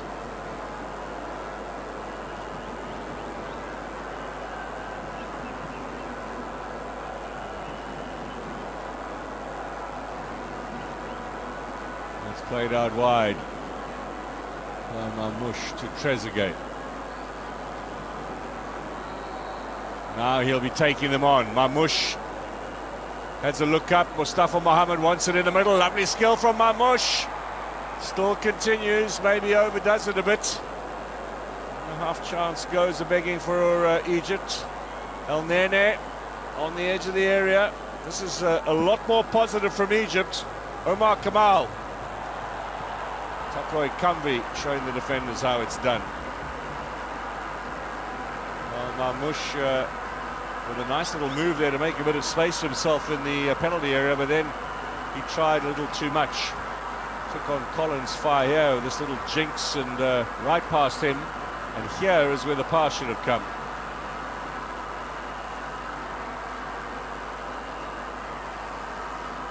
The 23 the day after the final, in other words on Monday, so maybe a little youthful Ricardo there.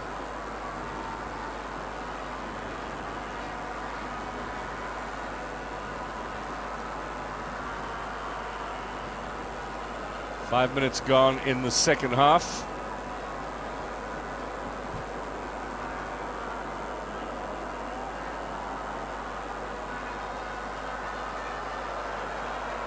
Ooh, gave that away. Play on though, he did well to force the turnover. Ngisa out wide, and now here into the middle looking for Abubakar. The follow-up fired in with a lot of pace by Ngisa. Well off target. Following up here and really thumping it with all his might high into the Yaoundé night sky. Well, it's just one of those moments that you need to turn this game on its head and take the lead. Fancy one goal might be enough between these two teams to decide progress into the final. Senegal will be watching with great intent. I'm not sure they're learning all that much about their prospective opponents. Remember, it was goalless up to the 70th minute last night in the first of the semi-finals, and we ended up with 4 goals. So maybe fasten your seatbelts and hold on. Let's see what happens. El Nene. The turn. Salah now. Still Salah. Looking for an opening. That's where he's so dangerous. Getting frustrated with himself, but a lot better in the second half are the Pharaohs of Egypt.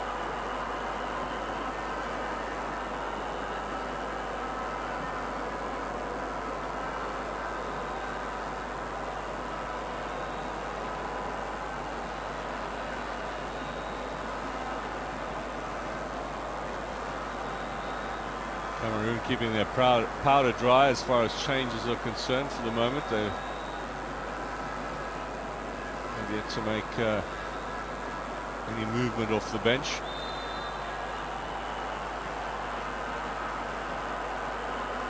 Not quiet today, Mumi, the Swiss champion from Young Boys Bern, Champions League player in Europe this season. This was that earlier chance. Salah with a pass. Looking for Trezeguet. The idea was a good one, applauded by Carlos Queiroz.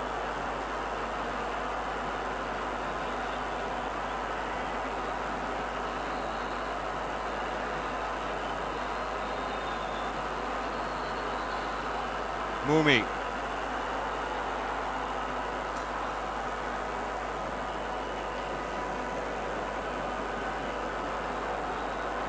concern in defence there, and another potential injury for the Egyptians. This time Fatouche.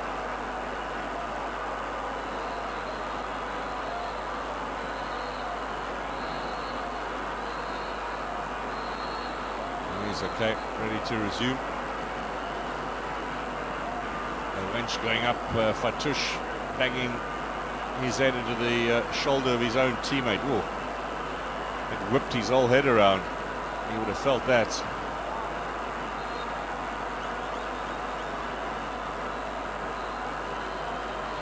He's okay, ready to resume. Mumi to take it. You can see Pierre Koundé is warming up there just behind the photographers. Out comes Abu Gabal, not all that convincing. Ngadeu. Another corner. Big Zamalek goalkeeper. High up into the sky, but not getting much of a clearance. Seemed a lot safer and potentially a lot easier just to collect that. Now the crowd sense something. Set piece opportunity for Cameroon. We've seen them dangerous from set pieces in this game previously. Evades everyone.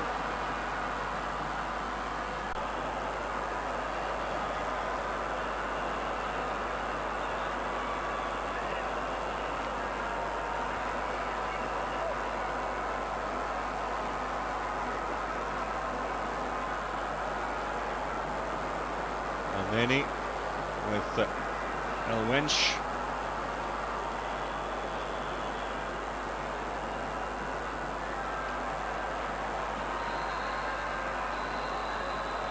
Cameroon had a little bit of a let-off there. Could have had hearts pounding all around the stadium. What a horrible mistake that almost turned out to be.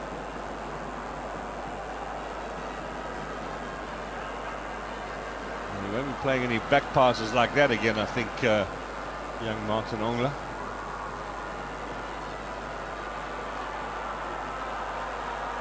Nguye.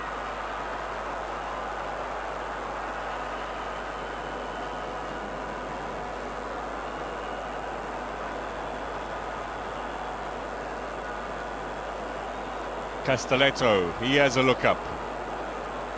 This is Nuhu steaming down the left-hand side. Off the chest, can he get the cross in? Omar Kamal is the defender. There's the cross, only as far as El Nene, who has time to find Salah. The pass a little too strong for Trezeguet. Mumi, that's a very good block there from Fatouche. He has come into this team and just strengthened up the left-hand side of the Egyptian defence in place of Ayman Ashraf.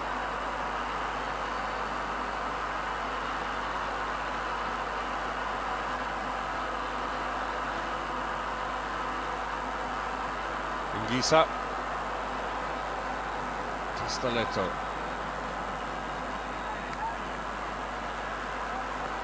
Last touch off the head of Omar Kamal, so we'll have a Cameroonian throw in here. Toko Ekambi to take it. We are approaching the hour mark. Still looking for the first goal here. Egypt have been to penalties already in this tournament and overcome the Ivorians.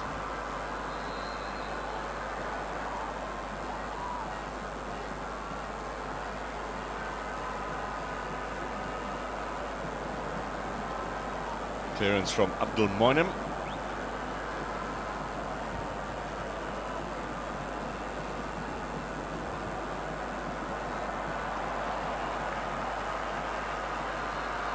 There's lots of commitment out on the park, but far too many errors in terms of putting plays together. That's where he lost it, Mo Salah. Look at the frustration. Never mind the state of the pitch, which they're going to have to work on rather hard for Sunday's final.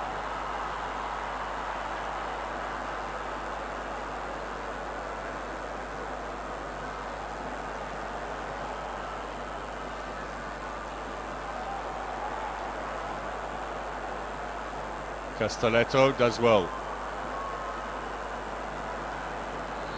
Ngadeu at the back. His football career really took off in Germany. He actually went there to study civil engineering and then played a bit of football, and they recognise his talent. That's a good bit of defensive work from Abdul Monem, ahead of Abu Bakr, who's been kept quiet in this game. Free kick Trezeguet, is that a yellow?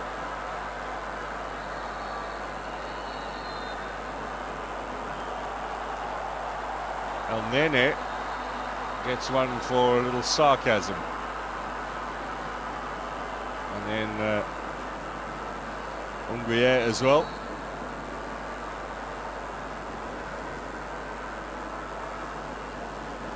Necessary from El Nene.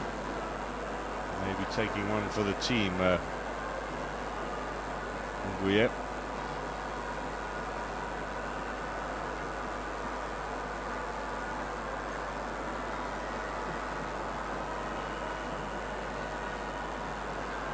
Trezeguet's up and ready to resume. The Egyptians looking at more changes now. Maybe sensing there's something on. We've got Ramadan Sobi standing by to come on. He's a tricky winger, of course. Played a little bit in the Premier League when Stoke City was still up in the top flights. Was with Huddersfield Town as well when they were in the Premier League.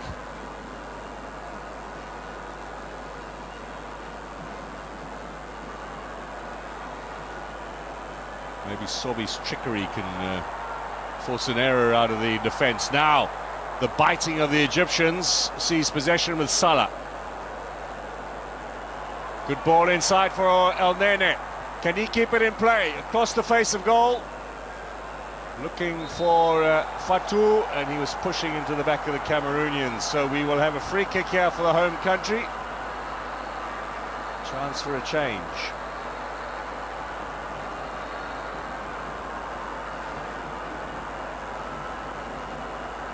It's good work from El Nene to keep it alive. Maybe his teammates didn't have the requisite confidence.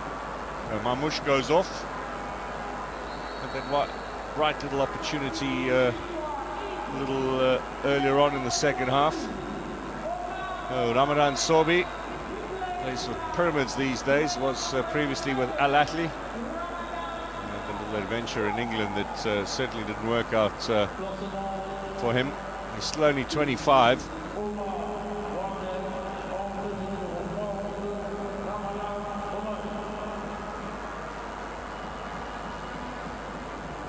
Egypt beating the Ivory Coast on penalties in 2006 in Cairo, last home nation to win the Africa Cup of Nations. 2004, the preceding tournament, Tunisia won at home as well.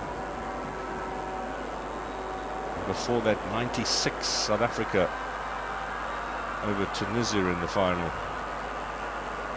It's not a common occurrence, host nations taking it. Since the Egyptian victory in 2006, we've had Ghana hosting, we've had Angola, we had the joint hosting between Gabon and Equatorial Guinea, South Africa in 2013, Equatorial Guinea again in 2015. The tournament was supposed to be in Morocco. 2017 Gabon, 2019 Egypt. They were the hot favourites on home soil, got knocked out in the round of 16. Will Cameroon buck that trend? Let's see.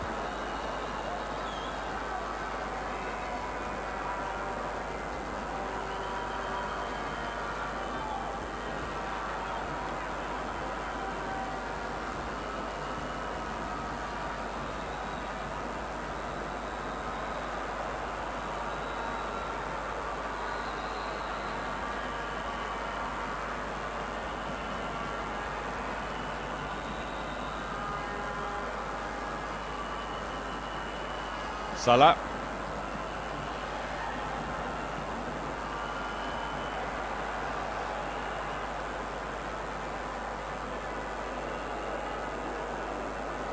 Not making as much headway down the flanks as they did earlier on in the game. Mumi in particular today, nothing like he's been up to now in this tournament. Some games incredibly effective for Cameroon. Today a little on the quiet side. 25 minutes to go though, plenty of time to make an impact. There's Trezeguet now. Inside Taken by Sorbi. Cross coming over in search of Mustafa Mohamed. That's a foul.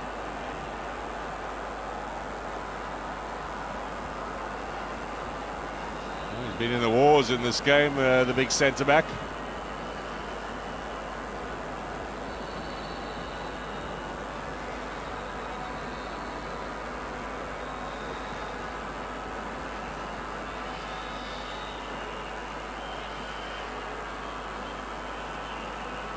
Fairly good spirit this game has been played in, maybe in contrast to the real niggly affair we saw between Egypt and Morocco at the weekend in the quarterfinals. Egypt had a tremendous second half there to win the game. Little spark from Salah. We wait for ignition here from the little maestro from Liverpool.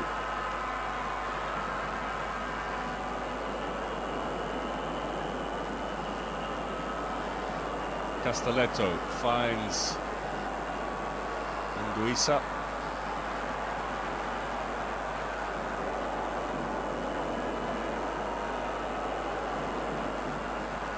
Anguissa again.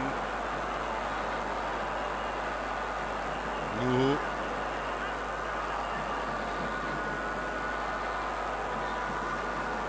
Toko Ekambi. Nuhu.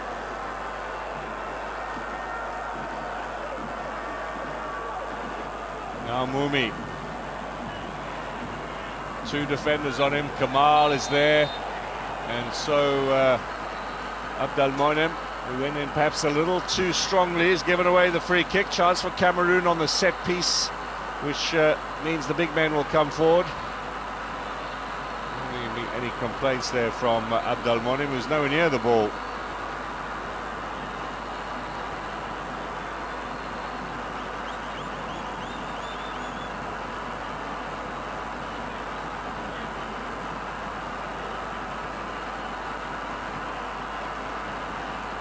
Pensive looking Carlos Queiroz. Is his side going to get the better of the home team? Mumi to take it. The numbers are in there. The little signals come in as well. Is it going to be low and hard towards the near post? Little flick on! Abu Gabal with a save on the line. That was the idea. And executed perfectly there with Toko Ekambi getting the flick on.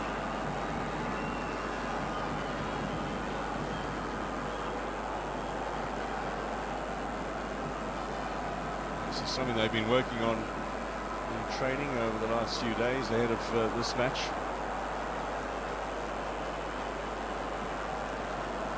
Not much time for rest and recovery ahead of the final for whoever wins tonight. Remember, Senegal have got a 24-hour march on them in terms of being ready for the big match. They would have done recovery today, recuperation. We'll have a session on the field tomorrow and pre-match on Saturday. The winner of this will likely only do rest and recovery tomorrow, and then have one session ahead of the final.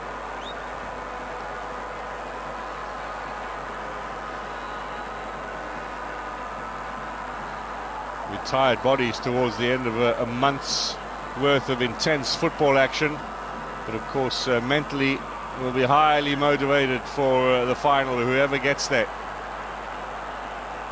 Unguye, Anguissa,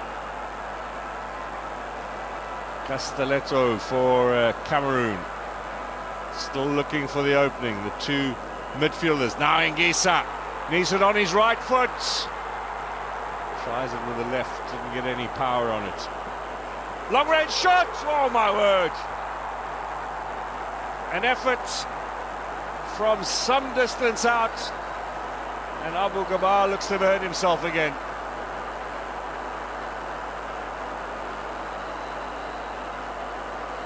This was that earlier chance for Anguissa. Egypt then cleared it. Came back with interest. The clearance from El Wench. Have a look at this for a drive. Wow.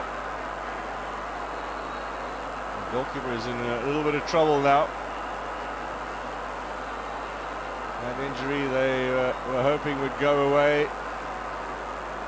It's going to be troubling him. The little earlier flick on here for Toko Ekambi, that was close. The stop on the line. Not the most convincing of goalkeepers, you must add, but he's certainly a character. He has his heart on his sleeve. A lot more of that magic spray. Mohamed Sobi's out again with Al Hadri. Essam Al Hadri, what a glorious career he had, including playing at the World Cup in Russia 4 years ago when he was 44. He looks a sprightly 48 now.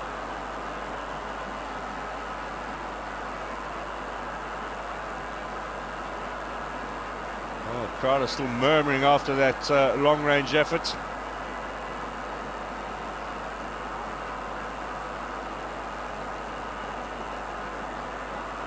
And Guisa, and it's dropped out here, and then suddenly the shot shaved the upright.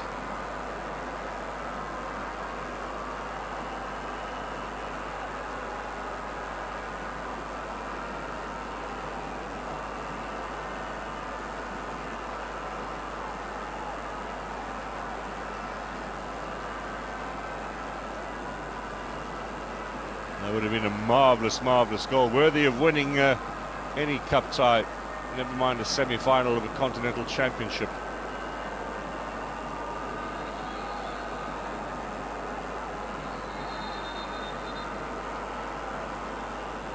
Over 100 games now for Egypt at Africa Cup of Nations finals, 7 trophies. The last one in Angola in 2010, they won in Luanda. Late winner against the Black Stars. And they failed to qualify for 2 successive tournaments. Only were back in 2015.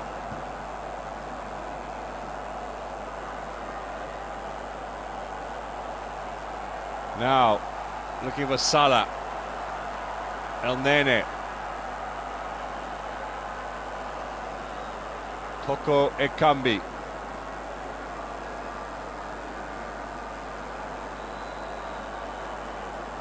Not much to choose between these two countries. Cameroon perhaps just shading it in terms of chances created, chances taken. And Egypt looking a little brighter in the second half, it must be said. Kamal will knock this forward.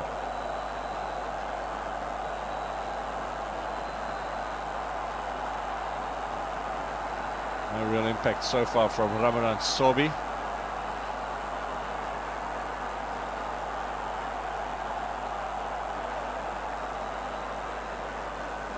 Crowd are getting a little restless now. Want something from this Cameroonian side. Decision against Cameroon. And Carlos Queiroz, much the bolder of the two coaches, maybe needs to be in terms of changes here. See what sort of impact he can force on this game. Mohamed Lachine is the next player standing by to come on. He plays for the El Gaish club. Hasn't participated at this tournament yet, but did play at the Arab Cup in Qatar last month.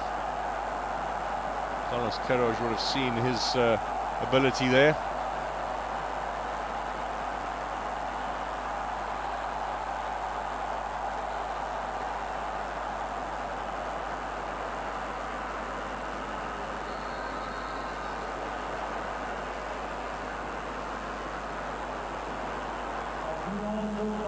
Toko Ekambi. Just over 50 minutes to go, looking for the 1-2, that didn't work out.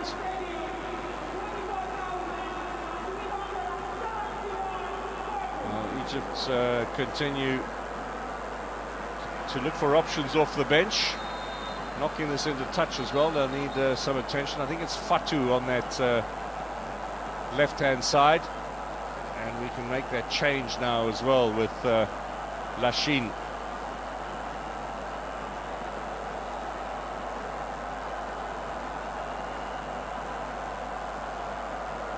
be some cramp. Ongla getting instructions there. Conceição looking for more players to come and have a little chat here. They got the notepad out. The French is not all that great for the Portuguese coach. He does try, but much more comfortable in his own language, which of course is not a language that many of these Cameroonian players are conversant in. Abu Bakr has a bit of Portuguese from his time at Porto. This was that long-range shot again from Ungoye. Just shaving the outside of the uprights.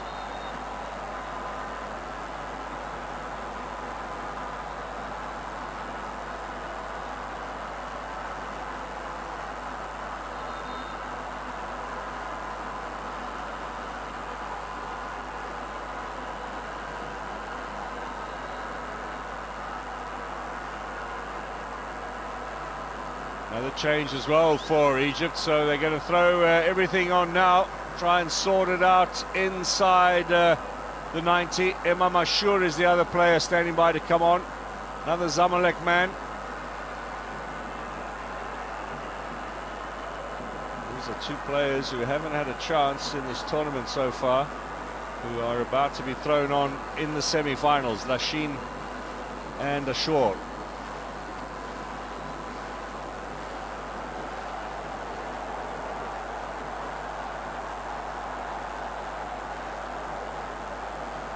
Salah. I think they'll be taking him off. They know that he's quite capable of a moment of genius any given time.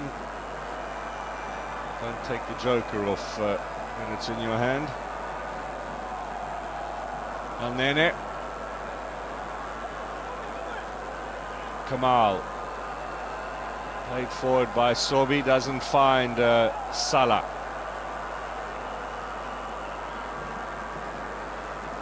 Cameroon finally looking to also make a change. Siliki's coming on, James Lee Siliki, who's been a regular as a second half sub, plays for Middlesbrough in the Championship in England.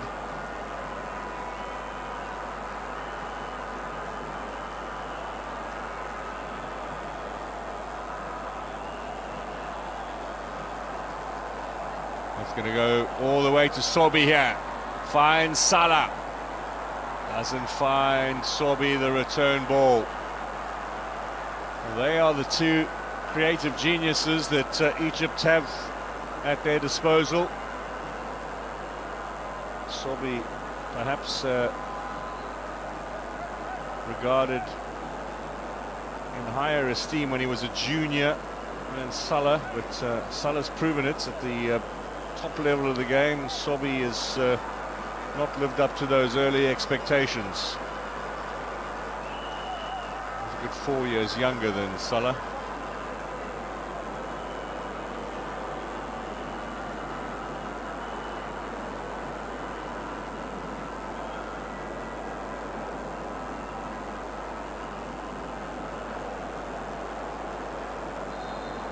So first change for Cameroon, and it'll be Ungoye who goes off.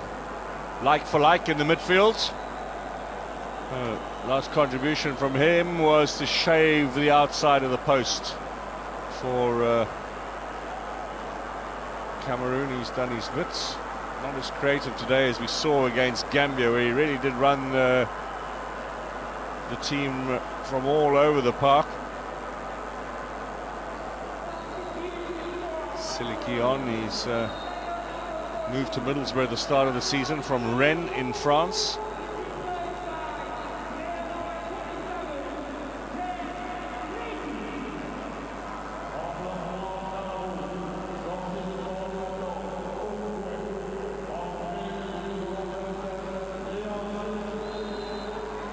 That's against Egypt, against Sobi.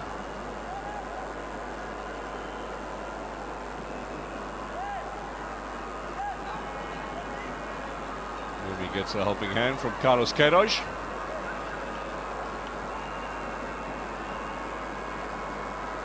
Right up against the touchline, the Egypt coach, if he could, he certainly would like to participate. Now, Dragged back in here to the danger zone. And the first effort from Siliki is a complete fresh air. He was perhaps impeded by his own man, Ngisa. Not the way to start. Trezeguet slips as he played that ball in, so Cameroon giving it away here to El Nene. His contract at Arsenal comes to an end at the end of the season. He'll probably be on the move.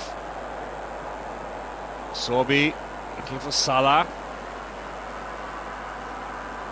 Kamal. Still the fullback. Ramadan Sorbi. Fati in the midfield, looks a little tired now. He's freshly back from injury and hasn't had much game time in this tournament so far. Alongside El Nene in the heart of the defensive midfield operation. Here he is again. Nothing given there. Just nicks that away. Throw in Egypt. Feisty little character. Well, they're the two keepers who might yet be used. You're going to have to get a forklift truck to take Abu Gabal off, though. He's so determined to stay on and contribute to his country's cause.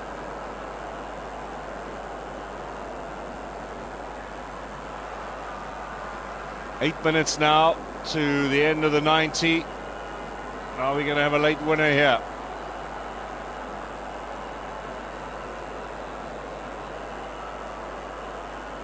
Ngisa gets it back here.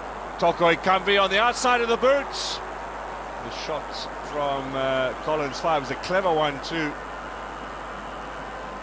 They're trying to curl it in. And Abu Gabal really have to worry too much. There was no real power in that.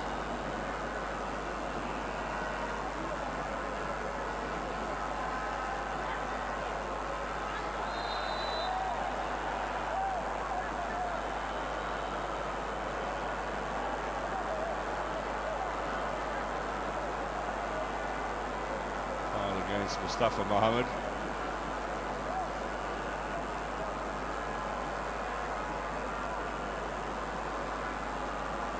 Caught him regularly in possession, Mumi, and almost discouraged him from his runs with those little knocks around the ankle. He's been in some pain in the second half in particular. Now let's see what Cameroon can do here. This is Mumi, gets away from him. He's tired. Wasn't the best of passes from Collins Fye anyway.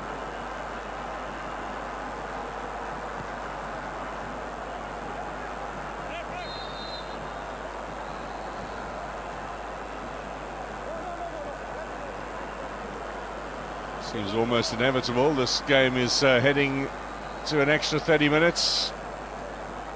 Castelletto. Back to Onana. Got to be careful they don't make any mistakes here and give it all away. El Nene. Egypt, by the way, were the last country to win in Yaoundé. It was a friendly back in 1992. It was a makeshift Cameroonian side. They'd just come back from a tour of South Africa, inaugurating South Africa back into international football, and they played two friendlies against Egypt, losing 1-0 in Douala and 1-0 in Yaoundé. That can't really be considered top-class international at home. You've got to go back in Yaoundé to 1973, a World Cup qualifier against the then Zaire. That was the last time Cameroon lost a competitive match in this city. An absolutely incredible record, almost a half-century. So here come those two changes, Imam Ashur and Mohamed Lashin. Kamal is off. He's taken Ashur's place through the tournament, and Lashin, I think, will be coming in for El Nene. Nice sporting handshake there from Abu Bakr. He knows the quality of El Nene. So a new man in the middle and a new man on the right, and here's Clinton Nji for Cameroon. And he will go wide in place of Nicolas Moumi. Crowd don't like the call, or perhaps I'm misreading it, and they're very happy to see Clinton Nji, who was on the bench in 2017 when they won the Cup of Nations final against Egypt. Played for Tottenham. Didn't have a happy time in the Premier League. Was with Marseille and is now playing Dynamo Moscow.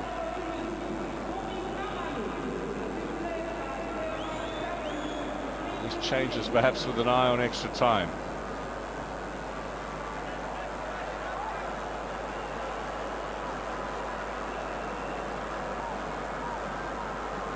Still battling away, El Wench.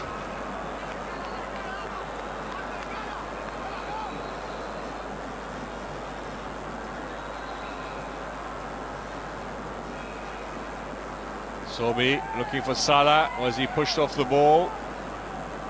Cameroon ball. And Gado, what a magnificent defender he's been in this tournament. Like a rock at the back. Now, Coach Queiroz, too close to play, gets a yellow card.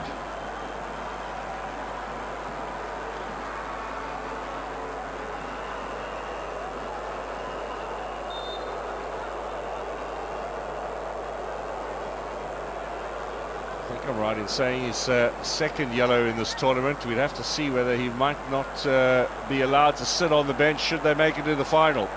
His assistant Roger Desai is banned for 4 games. He won't be able to sit there either. They might have to hand it over to Wild Gummer to run things. The team manager, who's more on the administrative than the coaching side.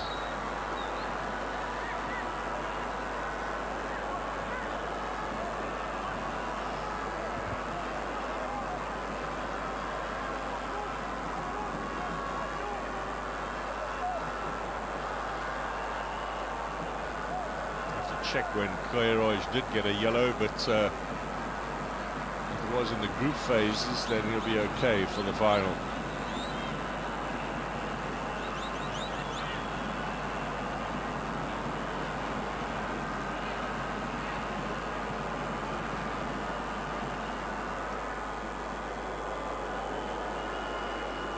In the meantime, Egypt with 2 minutes to play in the 90, looking to seal it here in the closing stages, perhaps. Is this the chance? Little ball here looking for Salah. Gado clears it away.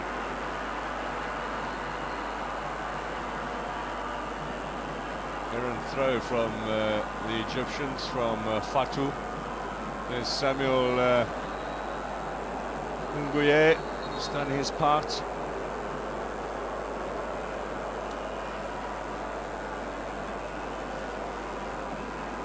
Interaction there, Carlos Queiroz with the players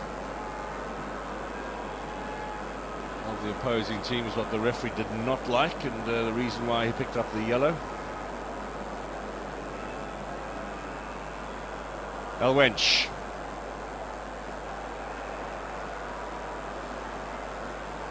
Nuhu. G. Left-sided winger. Lots of trickery. You have to be careful about him. That's nicely done. Here come the Egyptians. Sobi.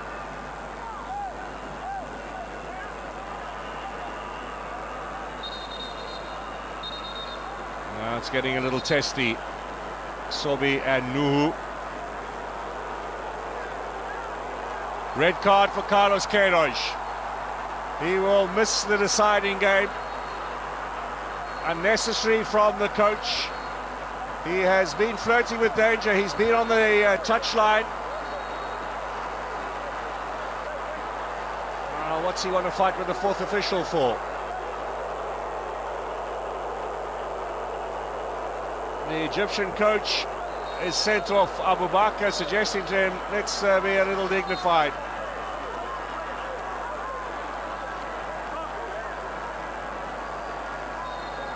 No final for Carlos Queiroz. He and his assistant Roger Nassar in the stands.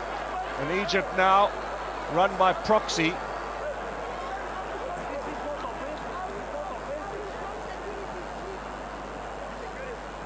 Well, temper's boiling over on the touchline more than on the field. 4 minutes of stoppage time added on here.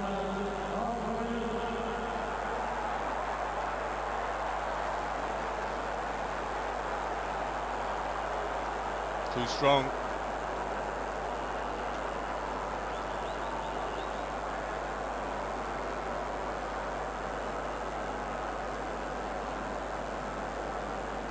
What sort of elbow did Carlos Queiroz get here, protesting on the fourth official? There's the red, the second yellow and the red. And then the altercation really kicked off. But he'd been booked just a few minutes earlier for consistent moaning from the touchline. Almost stealing the show over the last 5 minutes.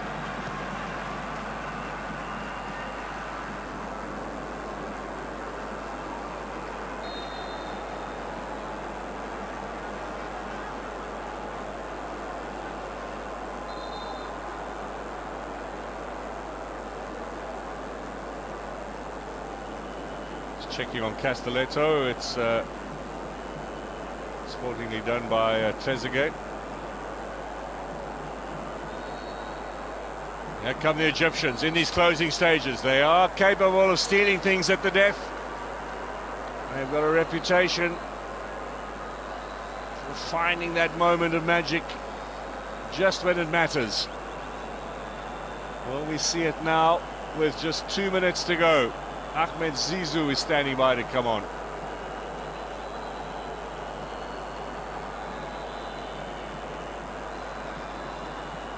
Nervous bench. Corner kick. And headed away from Abu Bakr. Leading by example, the skipper. Back in again for Sorbi. Fatou. That's been given Egypt's way.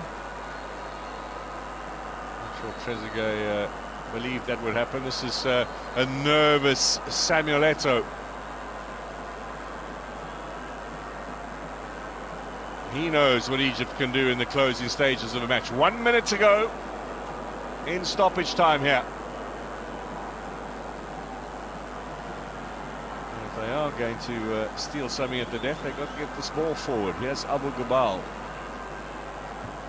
On one, Castelletto. Second ball for the Egyptians. Trezeguet. Still Trezeguet. Trezeguet with a shot! Well wide. And 30 seconds remain. Never going to trouble Onana from that range. You need something special to beat this top quality Cameroonian goalkeeper.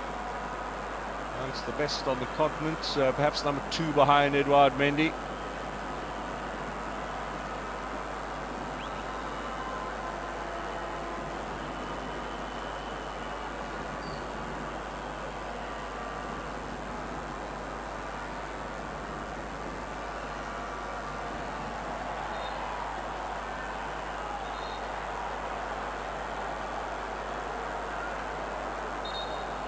Well, there's a yellow card here as well. That's Wael Guma.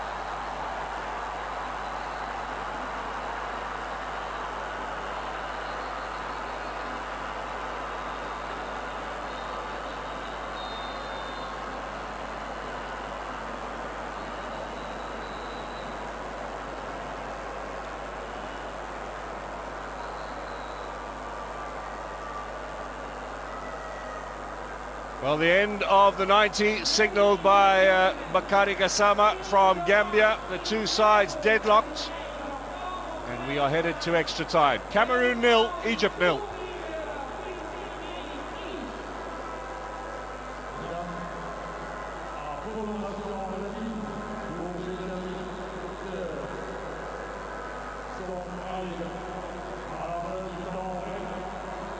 Well, the protests continue from Mohamed Salah. He might land himself in trouble as well. Fourth official, Mr. Bondo, is the peacemaker. And the Egyptian officials all being sent away by the referee, who's had to deal with a lot of nonsense from the bench, to be honest. Not too many problems on the pitch, but certainly the Egyptians have lost Carlos Queiroz.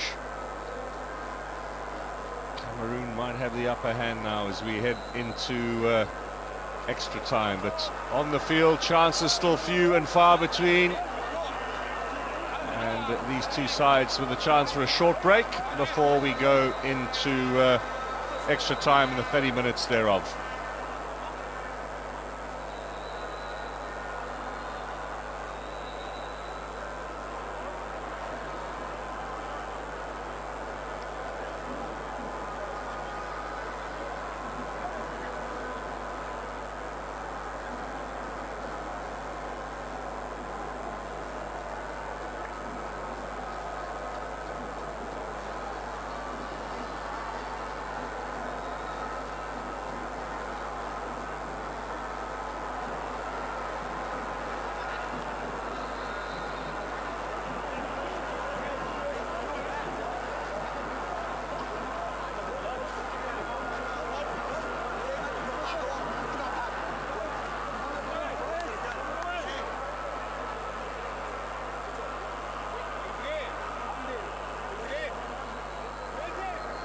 Oh, did you see this coming, Gavin? You did say, though, second half much more improved in terms of the offense from Egypt. Yeah, Egypt will play better now. They've got a bit of fire in their belly. They might run out of coaches. The kit man might coach them soon. Or the physio. Coach them, yeah. Yeah, look, I mean, it's the game's come alive a little bit at the end here now, so hopefully we can have a good extra time, you know, because we do really need a goal here.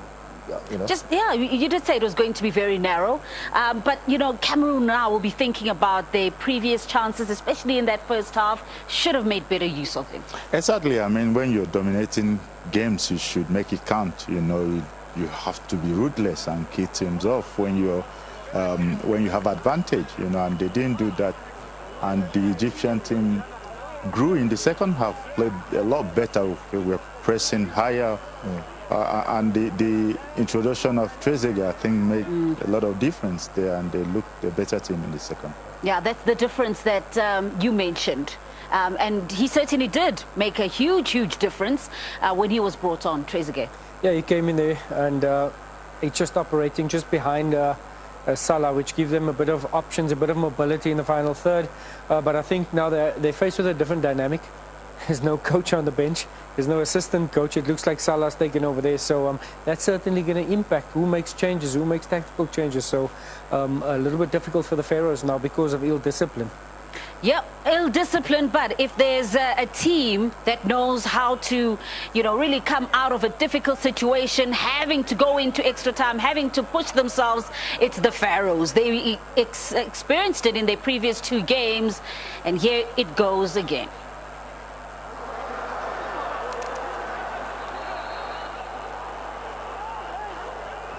So welcome back, everyone. We're about to have the toss of the coin for the start of extra time.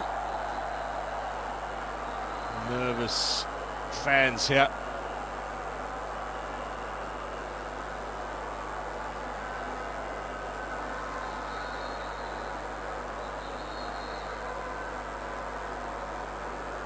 So Toko Ekambi, he has a couple of good first half chances, fairly anonymous in the second. No, not much to do either. There are the two captains, Salah and Abu Bakr. Salah had a long discourse with referee Gassama at the end of the 90 minutes. Didn't end terribly well. The rather sullen looking skipper.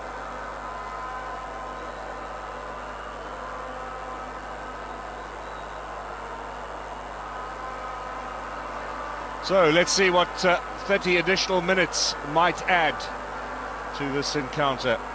Few chances, very cagey affair, and overshadowed a little bit by the histrionics on the side of the pitch.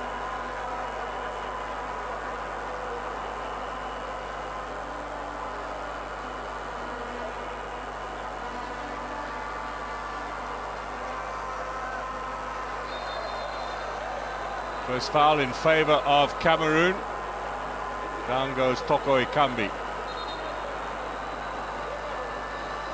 The referee's going to have a little word with Fatu there.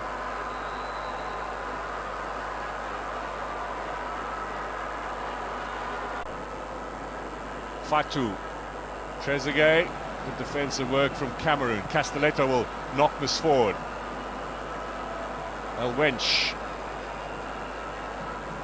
Again, neither side able to hold on to possession for terribly long.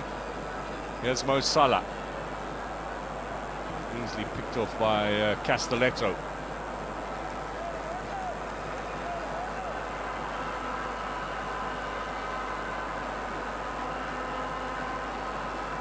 Yashin on the park along with Ashur. Those two late changes made by the Egyptians. Two new players as far as this tournament is concerned. Thrown into the deep end.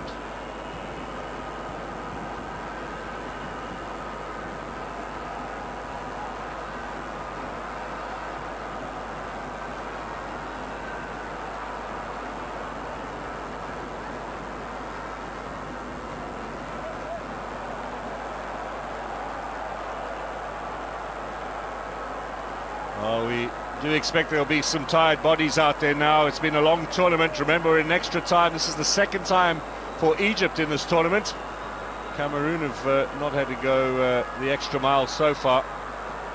Perhaps a lot easier in the knockout phase for them against the Comoros and Gambia. We'll see who are the fitter. But the potential for mistakes now very much on the cards. Here's Sobi.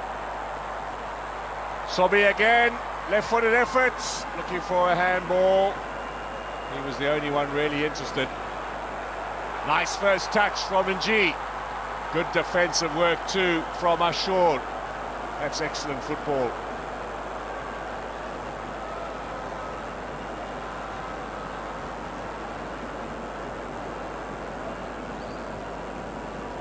Egypt's standing coach at the bottom of your screen, Dael Said. He was with the under-20 team at the World Championships in Colombia when Salah and Nene were bright prospects when they were bought by the Swiss club Basel. Played for Al Ahly. He was the defender in the Cairo club.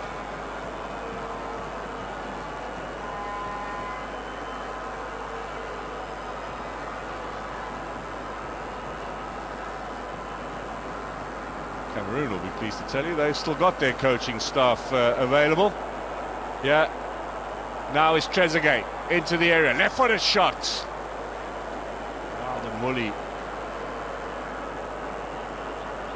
Christian Bassagog standing by to come on. One of the heroes of the 2017 success.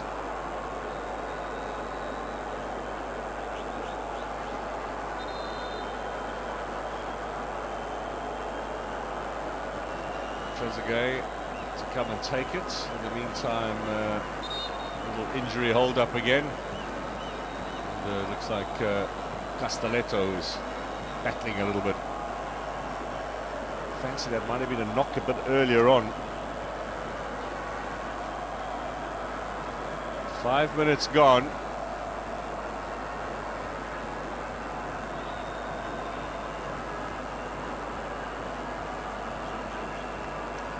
Bassagog was ready to come on, and it's just delayed for the moment. Might be making a defensive change because Castelletto would need, if he needs to go off, would have to be replaced, and the obvious man to do that is that big imposing figure of Mukudi, number 4, Harold Mukudi, French born, who plays for Saint-Etienne. Does not look in the best condition there, Castelletto.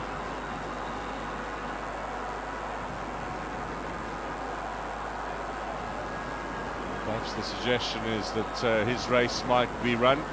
So they're down to 10 for the moment as Egypt take this corner kick. Let's see what Trezeguet can do. Towards the near post. Driven back towards Trezeguet. Cuts inside, showed a bit too much there. Neatly done by Fai. He now looks to go crossfield. Looking for Nji. Dealt with by Ashur, who's coming on the right-hand side for Omar Kamal. Looking for Salah, didn't find him. Good interception. Fatu. Up to Mustafa Mohammed, he's always full of running. Battling here, no way through. Oh, there's a man mountain at the back there in Gadir. So Basagog and Mukudi. There is defender El Said, Mohamed Shauki there as well on the bench and the coaching staff for the Egyptians. Many years of experience at club and international level. Choupo-Moting didn't get a chance in the previous game.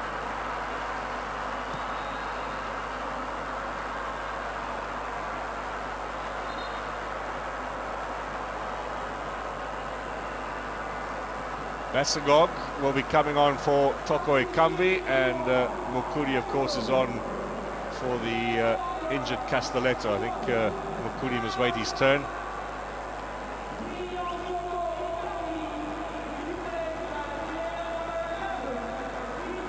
Then he's running today, Toko Ekambi, industrious, particularly in the first half. Basagog brings lots of experience. Player of the tournament in 2017.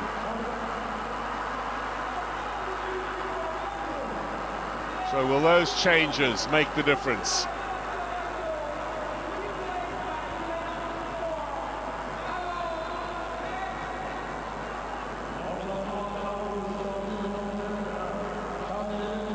Now Castelletto, perhaps the realization that if they do get to the final, he might miss it through injury. Looks absolutely devastated. Confirmation of those substitutions, and particularly interesting will be to see what Christian Basagog can do up front. Plays his club football in China.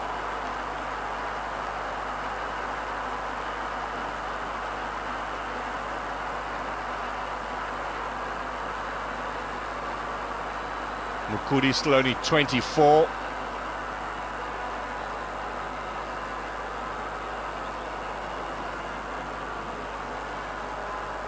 Feel sorry for Castelletto. There's the ball all the way through to Abul Gabal for a goalkeeper who's obviously in some distress. Cameroon have not tested him at all, really.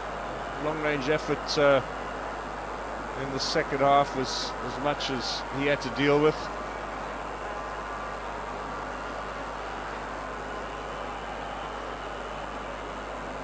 Well, he was the hero in the shootout against the Ivorians. With that injury, will he be able to launch himself into penalty saves should this go to a shootout? That remains to be seen. Yes, Salah! Salah! Wide of Onana's goal. Hadri, also part of the coaching staff.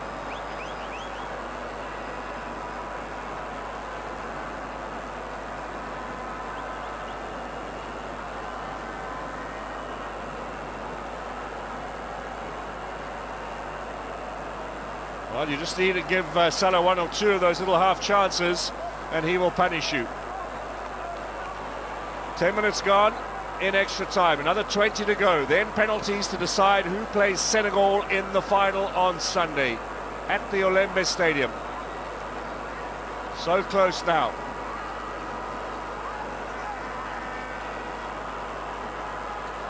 You think of the host nations in recent tournaments that have gone out. South Africa in 2013 in the quarterfinals to Mali. Gabon with Pierre-Emerick Aubameyang missing the vital penalty in the quarters back in 2017. The pressure weighs heavily on a home team in front of an expectant home crowd when they go into the shootout. It's a massive pressure for players to deal with.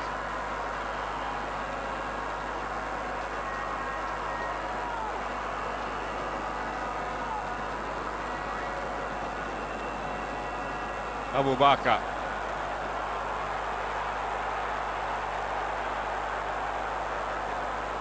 Ngisa.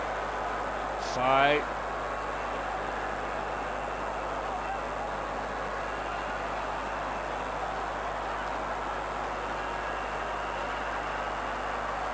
Ongla now. Perhaps not as commanding in the middle as we've seen in previous matches, but a very fine talent for Cameroon. Chase is on, yeah. Good square ball. No one there to meet it.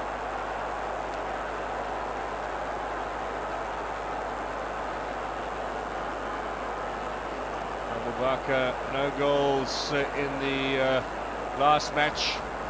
Unable to add to the 6 that he scored in the tournament so far. Well, it's a lot easier when you're in the crowd, but when you've got a good 100 minutes under your belt in a game of this intensity, sometimes your positioning is not perfect. And you're not going to chase every cause either.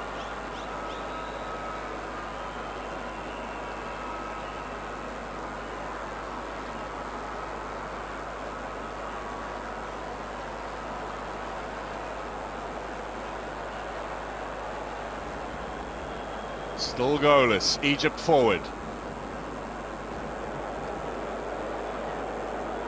Fati, lovely ball here. Surely a chance now for the Egyptians. A cross from Mustafa Mohamed. Didn't find Trezeguet. Foul by Salah. What a glorious chance. Was it offside?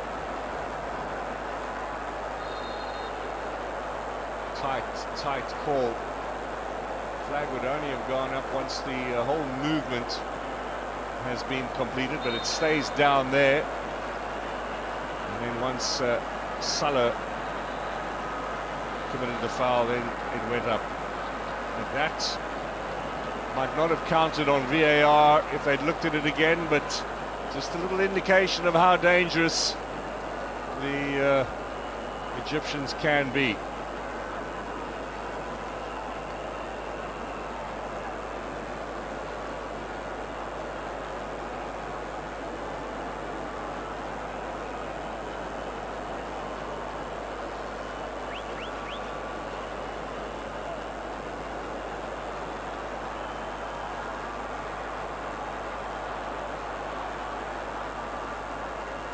Siliki, first change for Cameroon, has really made a little bit of an impact.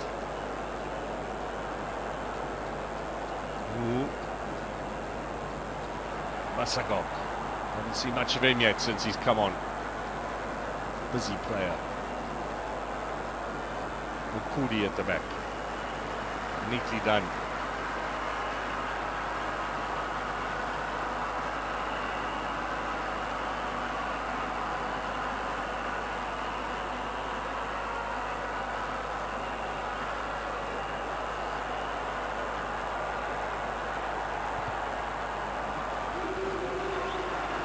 Nashin, one of the players brought on in this game.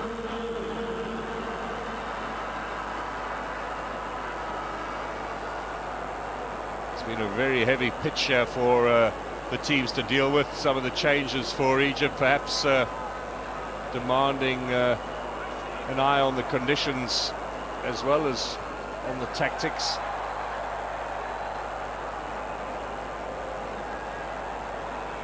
Salah for Sorby.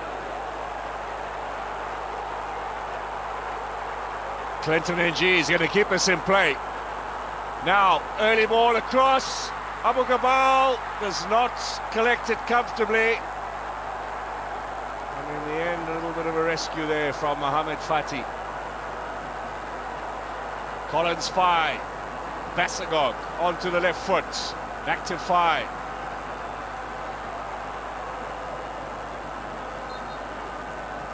Half time.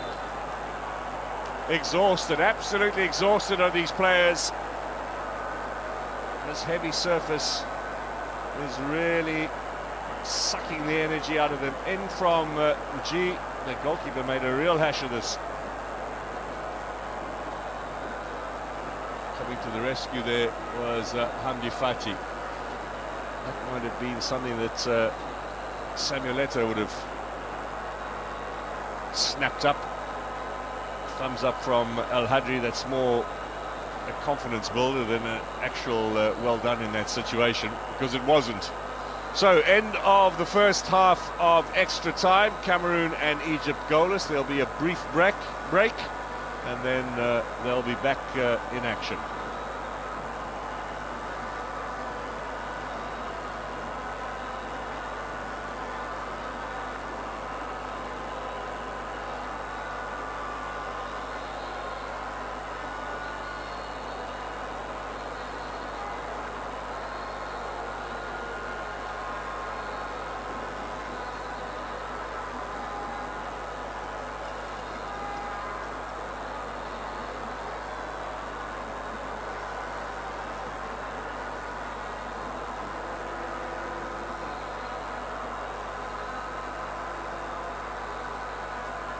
Well, it really is do or die stuff now at the Africa Cup of Nations for Cameroon and Egypt. The last 15 minutes on the field, and then the possibility of a penalty shootout.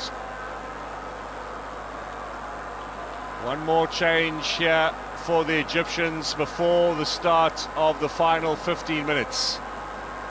And again, a new face as far as the tournament is concerned. Mohamed Sharif, who has been battling with injury, gets an opportunity now. Another player who competed at the Arab Cup, involved in the game against Nigeria, and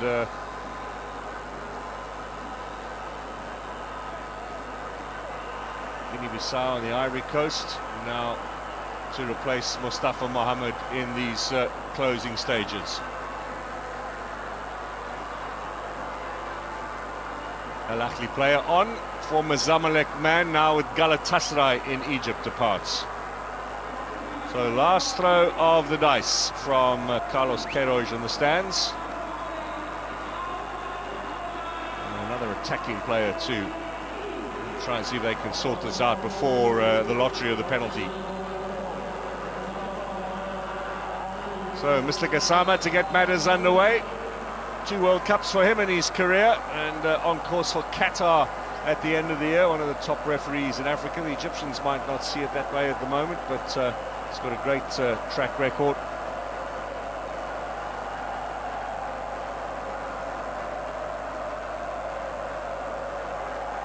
So the crowd have found some voice. Will they spur Cameroon on here in these closing stages? Abubakar, cut out. Here's Sobi. Salah. Ball into the danger zone. Good cover defence provided by Mukudi. Out came Onana quickly as well. We're heading off to Inter Milan, the goalkeeper. Went with a private jet to Milan on the eve of this tournament, just for a medical and a contract signing, and was back in Cameroon a couple of days later during the build-up in the week before the tournament started, signing from Ajax Amsterdam. His contract runs out at the end of the season with the Dutch club.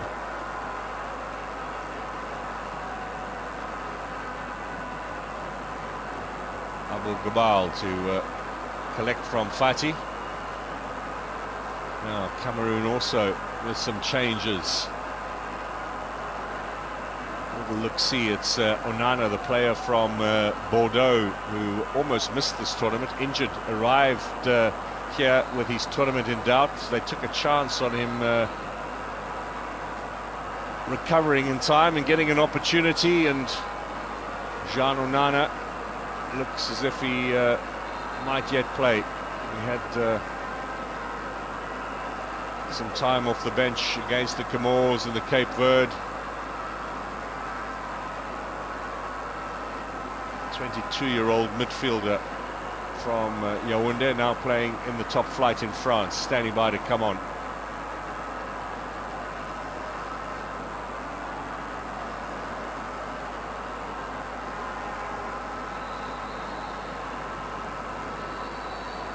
is at the bottom of the screen, Jean Onana, eager to enter the fray. In the meantime, El Wench gets this forward, well over the head of Trezeguet, so yeah, we can make that change now. Ongla will be going off.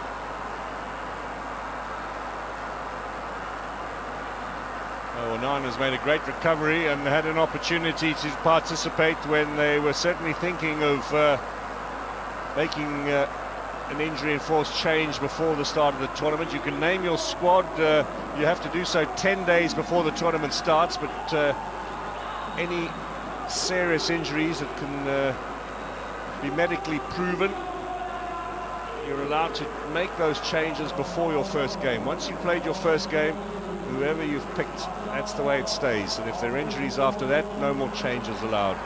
Shot here, takes a deflection, over the top. All right, smile there from Abu Gabal. That was the shot on target, and in the end, Abdul Moinem he got away with it.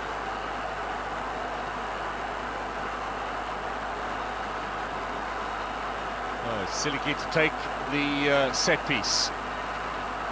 Cameroonian fans are as nervous as the players are. It's a good high one. It's off the head of Trezeguet, and it's going to be another corner. Oh, the big men are there. Forward.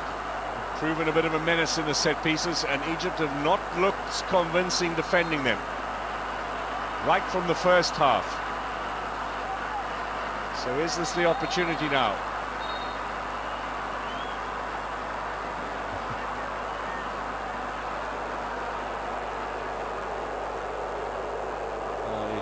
Looking to steal that away at the corner. We get on with matters again.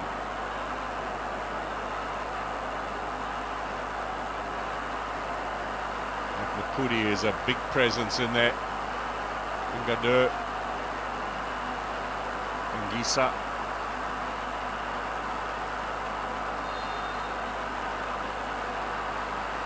Chance for Cameroon. Set piece is curled. Header away from Trezeguet.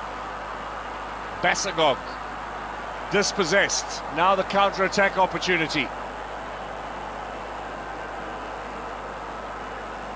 Chases on for Ashur. The ball does hold up a little bit in this really thick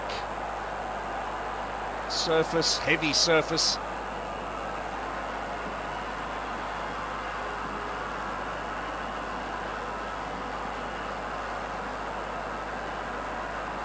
Ashur playing it short to Salah.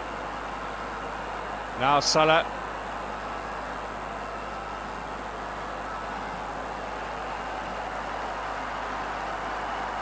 Well, some nice work from Nuhu. The frustration of Mo Salah continues, but the fullback from Seattle Sounders has done a good job tonight on a former African Footballer of the Year.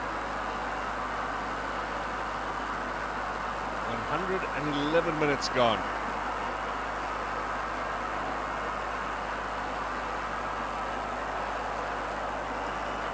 Bassagog playing it back.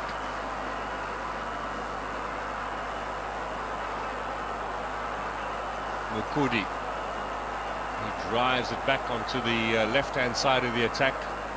Ngisa still finding some energy. Well, the real winner of this is going to be Senegal, because not only have they got 24 hours more to prepare for the final, 24 hours more to rest, perhaps is more pertinent, but they'll be up against a side who would have gone through 2 hours of football, plus all the potential mental anguish of a penalty shootout to get to the final, be it Egypt or Cameroon.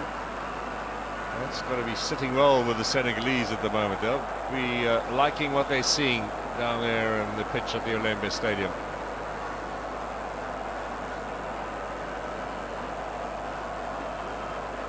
Coach Al Said, the instructions are coming my walkie-talkie now. They were using the mobile phone with the ear pods a little earlier. Maybe this sound is not that great, and instructions from the stands.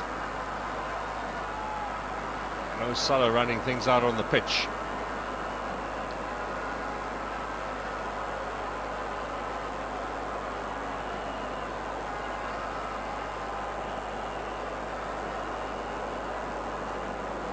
Fati's going to knock this all the way back to the goalkeeper.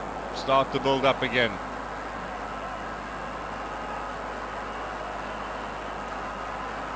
Coming close now to 2 full hours of football.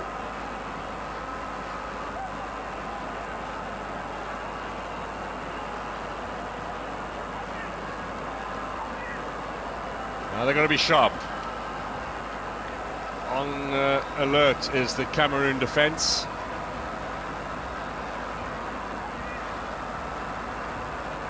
Ashur will take the throw in. And Sobi went the one way and the ball the other. Cameroon can launch from deep in their own half. A little burst of energy from the indomitable Lions.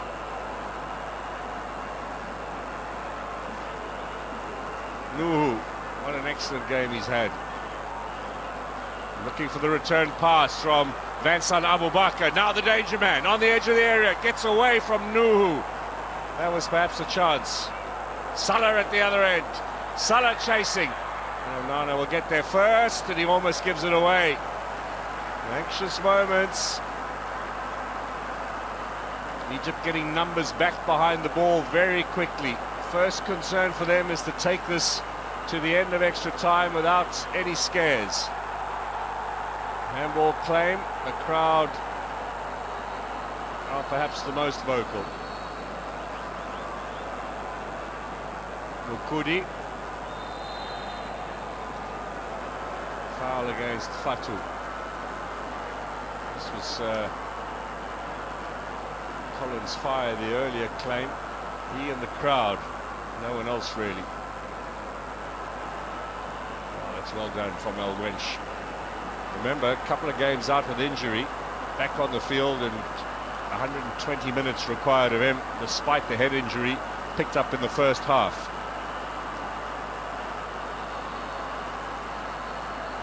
Still the game continues. Everyone's now off the bench. Doesn't look as if Choupo-Moting's going to get a chance for a second game now. The Bayern Munich man, you would have thought he would have been in the starting lineup from the beginning of the tournament, but it's been Aboubakar and Toko Ekambi. And Samuel Eto'o still looking fit and healthy.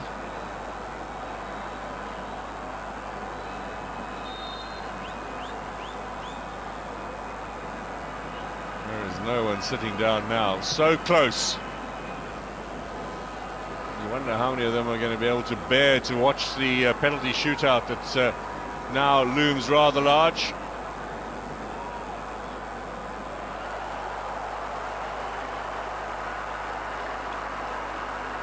This is Lachine.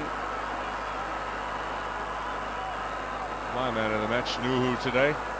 Wonder who's going to get that trophy. Being picked by the technical study group who deliver a report at the end of the tournament on all the tactics and formations and preparations and how the tournament played out on the field.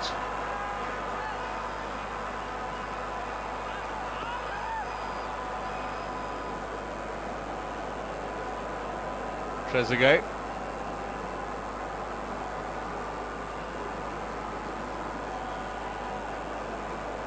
Play on.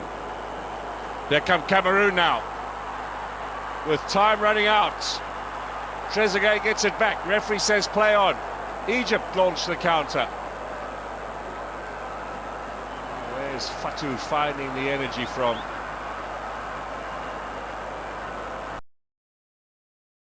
Zizou is going to come on.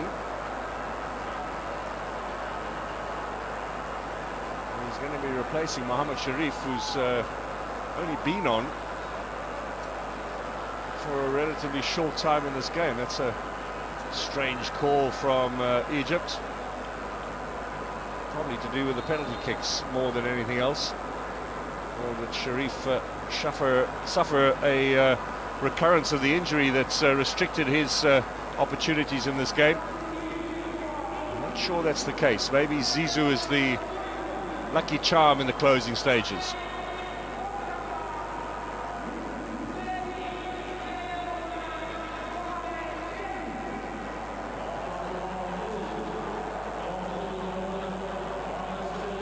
Yes, Sobi now. Sobi past one defender. Chance! Oh, that was a magnificent opportunity with 2 minutes to go.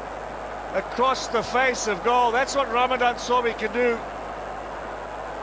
He's got buckets loads of talent, this man. Really not realised his potential, but how close was that? Just needed a touch from somebody. Might have woken up Cameroon here in these closing stages. And well away from El Wedge.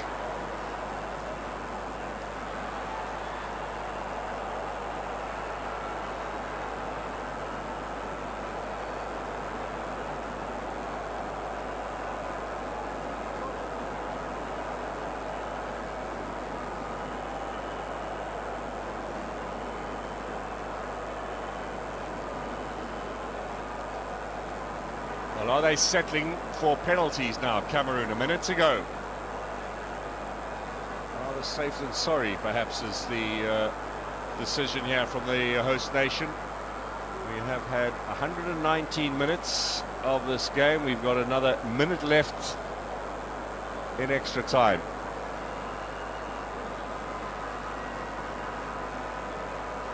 Sharif, I think, looks rather distraught about the fact that he was taken off. Doesn't really want any of the consolation offered by his teammates, and looks to be in tears there. Might have to do with injury, though, not so much the decision to take him off the field. Just a matter of seconds, and then we'll know how much time is added on by Mr. Gassama. There is no rush from either side to conclude this game with any risk-taking.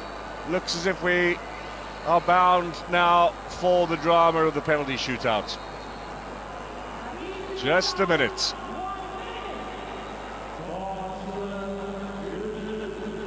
Single minute of football, and then the penalties.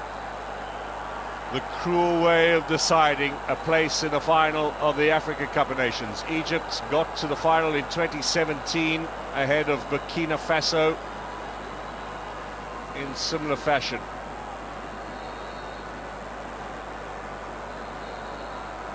And there'll be a few players who remember that with affection. Now,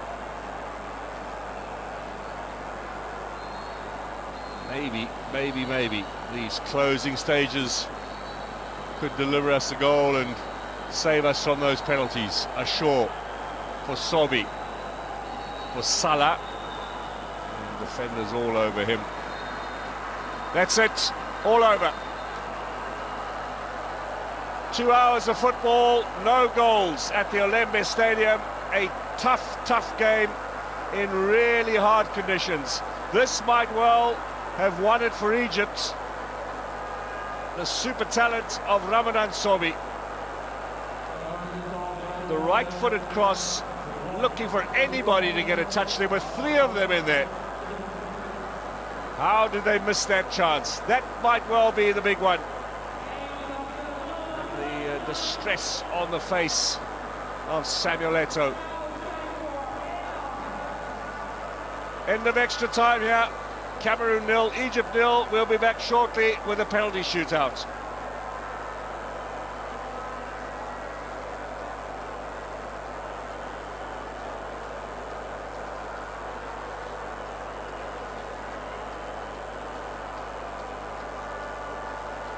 Dramatic end. Do you think that this is a fitting end to this match when, if you look at the game holistically? Yeah, it looked like Egypt was going to steal it at the end, and they certainly had that opportunity after some brilliant work there from Sobi. but it wasn't to be, and I think it's a fair result. I think a draw. I don't think anybody really deserved. Cameroon started off nice and bright first 20 minutes. Yeah, but I think everything equal so far. I think nobody deserved to win. I always say big tournaments come down to set plays. You'll see even World Cups, it's either penalty or corner kicks or free kicks, and here we go again. So you know who's got the nerve. You know I like the goalkeeper of Egypt. You know he's done well. So I just feel that it's going to be a tight. You go anywhere this game. It really, really could. And this was the one that we said Cameroon finally are really going to be tested, and they were. Such a tactical encounter. Well, yes, I mean, they were a bit exposed today, you know. They only played good 20 minutes and managed to hang in there. We knew it was going to be close, you know, and I mean, any team can win it now. But they've shown us how good both teams are tactically, you know, and I think they executed their game plan very well today. And now for the third consecutive game, Egypt really pushed, having to go the distance. Well, that's why I say, you know, whoever gets through here, I think, if Egypt get through, I think they'll struggle, certainly in the final. But I just thought the turnover of the ball tonight was poor from both sides. Loss of possession so easily. The pitch looked really slippery and wet, but it was the quality wasn't really good enough tonight, I thought, and it should have been better.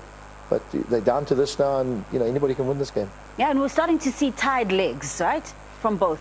Yeah, it became very scrappy there, but it's down to this. Who can hold their nerve? We always say we can't practice penalties. It comes up to the big players, and you want people to step up, and certainly the Abubakar will be stepping up to the plate. He's slotted 2 penalties already for this tournament, so he will be up there. Another one there. He's going to be pivotal, the goalkeeper. He had a solid game coming in. Oh, going to be pivotal. Both sets of goalkeepers. There we go. It's do or die now for Cameroon and Egypt. Into penalties we go.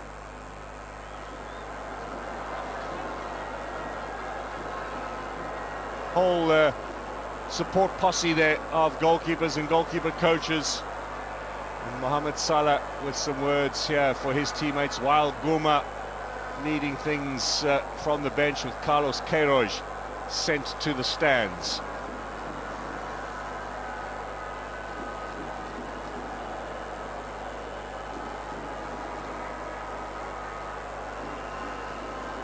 Well, there is the FIFA president who will watch the shootout, presumably stay on for the final on Sunday as well. The big drama ready to unfold at the Olembe Stadium. And the two captains to decide who kicks first. Sometimes that is seen as a massive plus.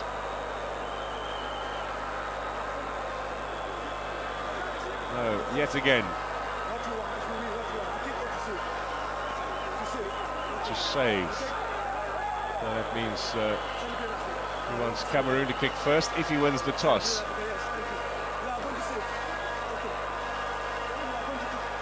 So Cameroon are going to take the first kick. Interesting that Egypt see taking the second kick as more positive. El Shenene in discussion with Abu Gabal. The first choice goalkeeper injured, the second choice goalkeeper battling with injury. Good game today from Zambo Ngisa.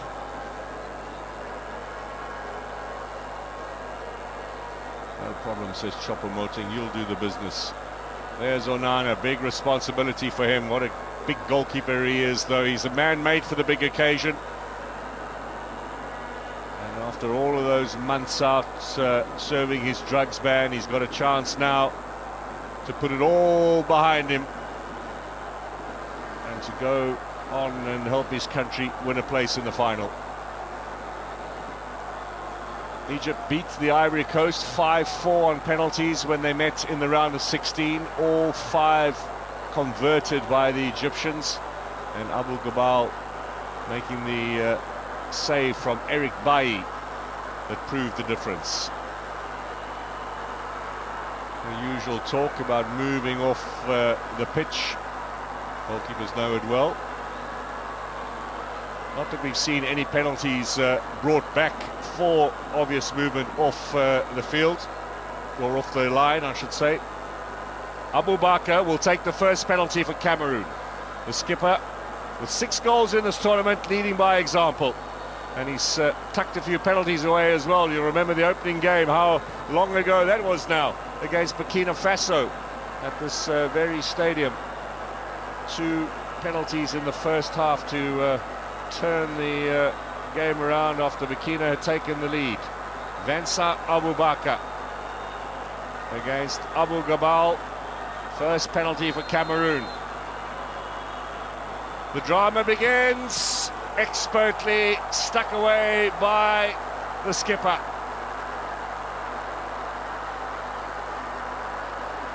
Now, that's the way for you to follow, he will tell his boys. Nervy faces there.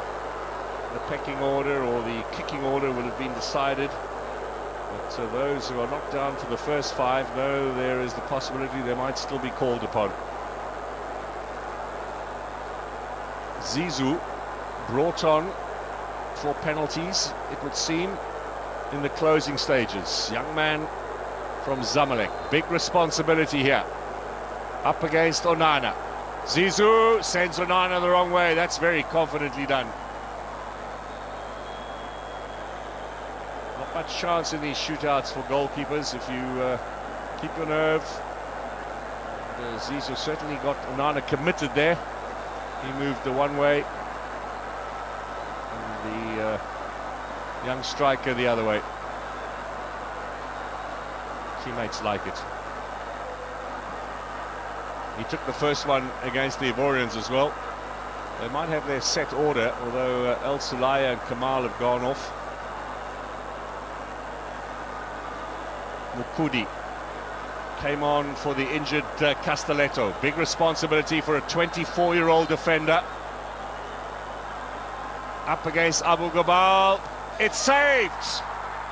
Not enough of a run-up from Mukudi. Is that going to prove the difference? Yannick Noah's in the crowd. He can hardly look.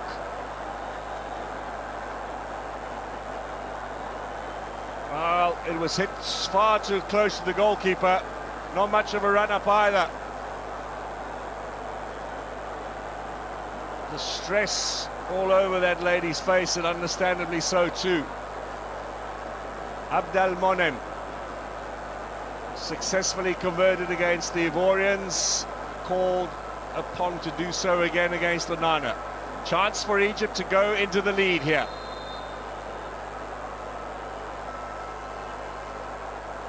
Abdelmonem against Onana, and again the goalkeeper goes the wrong way. Well, the Egyptians are in the lead, finally.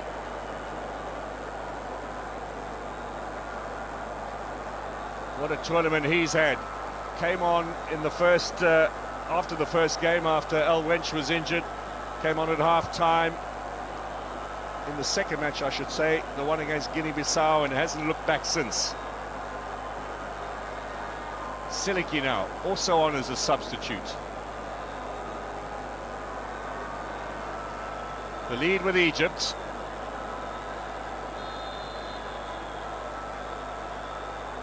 Cameroon's third kick.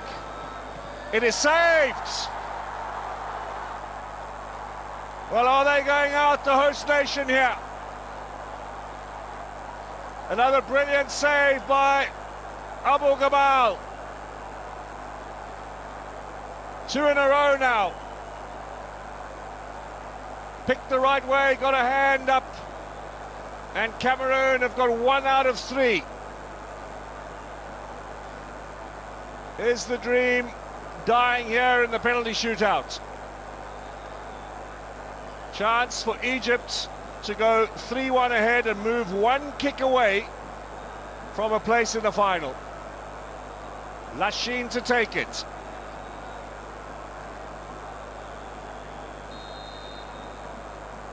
Looking to make it 3 out of 3 and have a 2-goal advantage. Egypt are further in the lead, closer to the final. Is it Salah against Mane on Sunday? If Cameroon do not score now, it'll be all over. 3 kicks taken, 3 out of 3 for Egypt, 1 out of 3 for the Cameroonians.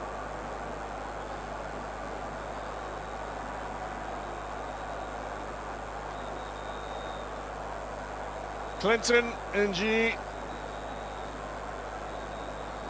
Siddiqui can barely look. It might be all over here for the indomitable Lions if they miss this one. Last prayer from Onana. Will it be enough? Tony Conceição, he's come so close. Oh, it's all over. He misses. Cameroon are out. Egypt are through to the final. They've won 3-1 on penalties after a goalless draw at the end of 120 minutes. And Mo Salah did not even need to take a kick. Egypt will play the final on Sunday without a coach, of course, but there will be no host nation in the deciding match yet again. Another Cup of Nations where the home country does not make the final. Tears in the crowd, tears on the pitch, devastation for Cameroon. And it is Egypt who will play Senegal. Remember, the two countries will meet as well in March in the World Cup qualifiers. What a sensational final it's going to be. But what devastation here. Abu Gabal is again the hero. As the Pharaohs are on course for a record-extending 8th Africa Cup of Nations title. They're in the final again.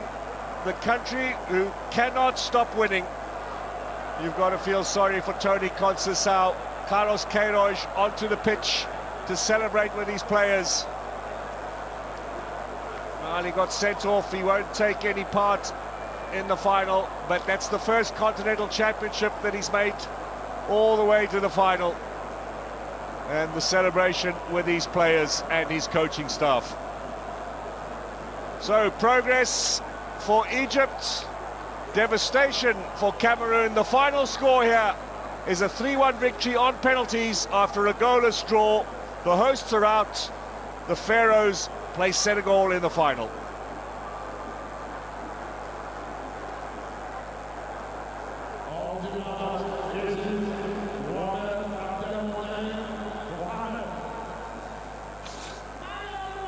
Well, Cameroon's great run comes to an end. The indomitable Lions beaten at home, and that dream to win the title, get to the final and win the title for the people of Cameroon on home soil is over. The dream comes to an end, and the most experienced team at the Africa Cup of Nations now through to another final and an opportunity to make it a record-extending 8 titles. It's all about the experience, ultimately. Yeah, look, we got to learn. We got to take something from these Egyptians. The way they do it every year. They might not have the best teams, or the best players, but they get it done somehow, And to get to, how many? 8? They could win 8. It's like an unbelievable record. I said from the start, I didn't think Cameroon they're not a bad side. I think they were good enough to win it. But they looked a little bit sluggish. And the longer the game went on, I thought Egypt got better and better. And I think maybe it's a just reward that they won this game. Definitely. Even though they weren't that convincing when they started the campaign, they did enough just to keep on progressing, just enough. It's almost like saving the best for last, and one can only imagine the kind of performance they're going to put out in the final on Sunday. Yeah, not convincing at all. And we did mention it at the start of the game that they were not tested, came up against Ethiopia, Cape Verde, Comoros, Gambia. Yeah. And here we have Gavin Hunt's man of the match. He was singing his praises all evening, and he definitely deserved it. Stepped up and slotted a penalty as well. Yeah, you couldn't stop waxing lyrical about his performance tonight. He couldn't get a kick. I thought he was good, and he was calm out the back. They got one for the future. It just shows you. The chance comes, Ghazi was out, and he does well, and he comes in. Stepped up. He was fantastic, I thought. Well deserved. We said it that Egypt, they are tournament players. They know how to win games. They know how to manage games. Yeah. absorbed pressure and managed it very well and knew when to come out and put pressure on the Cameroonians. You know, they could have won it on normal time, you know, but then in penalties they showed the experience. You know, they were there before and they slotted their penalties very well. Oh, very, very well. And for a third consecutive match, Egypt really being pushed all the way into extra time, now into penalties. And this is what it is. Third and fourth place playoff match will be between Burkina Faso and Cameroon. And then, of course, that big, big final, Senegal, Egypt, quality. Yeah, quality indeed there. But we said it, you know, Egypt to the final, they probably deserve it because if you, never won Nigeria. You overcame Cote d'Ivoire, you overcame Morocco. That, as Gavin rightfully said, they've got just that extra bit of advantage, a little bit of rest. We'll take you through the key moments in this all-important game after this.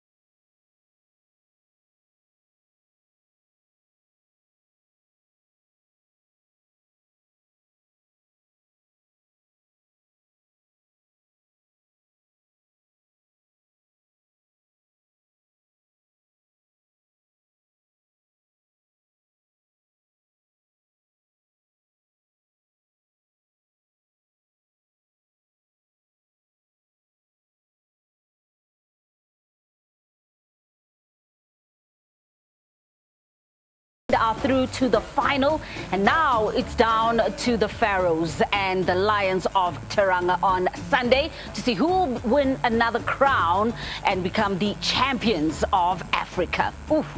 But so much to talk about in this encounter. We spoke about the dominance. Well, in terms of the opportunities, more of them going the way of the indomitable Lions in the first half. In the second, though, things changed, and we started seeing, Gavin, Egypt coming out a little bit more and a couple more opportunities for them. Well, I said it at half time. It's a very simple concept. You've got to move the team up. If you play 10 meters up the field, that means your midfield are going to be closer. Everybody's a little bit closer and more compact. And they started to win the ball higher up the pitch, and then it's easier to play.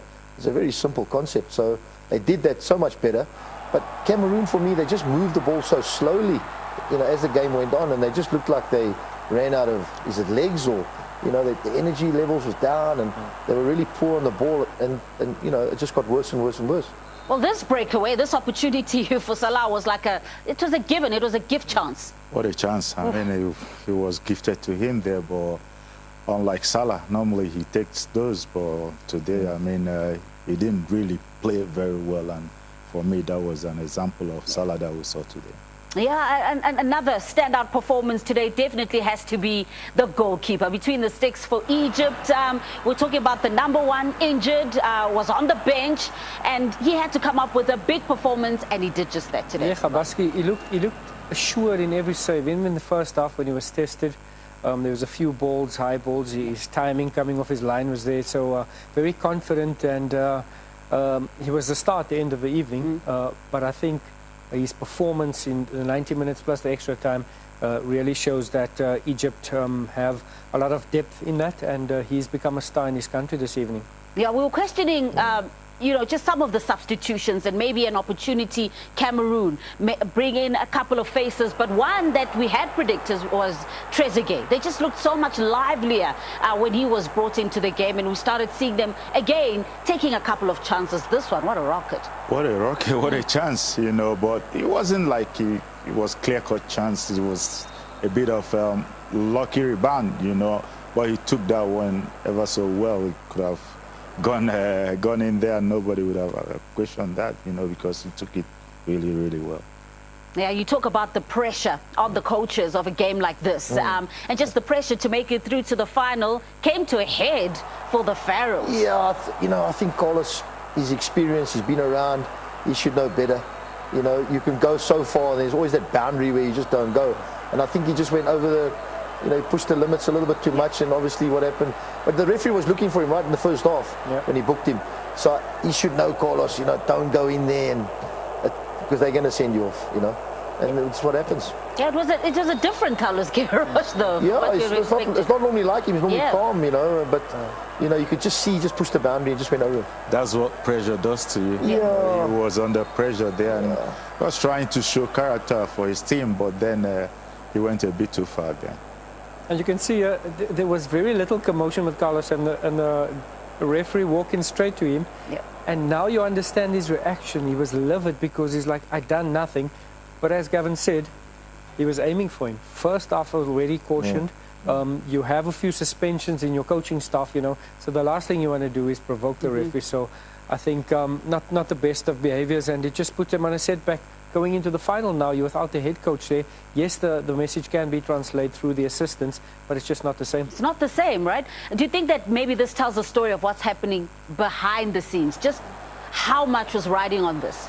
I don't. Yeah, you do. But I think he's going to go to the World Cup qualifiers. So that's going to be the make-up. That's the big one. But to get in the final, I think they've done brilliantly well. New coaching staff with Roger coming in with him there as well.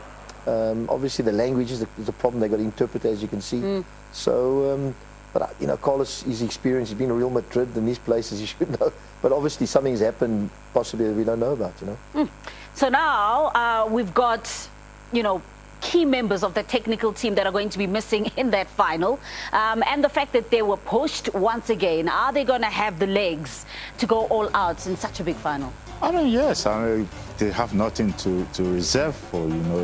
It's just one game, and they know that if they get it right, they will go out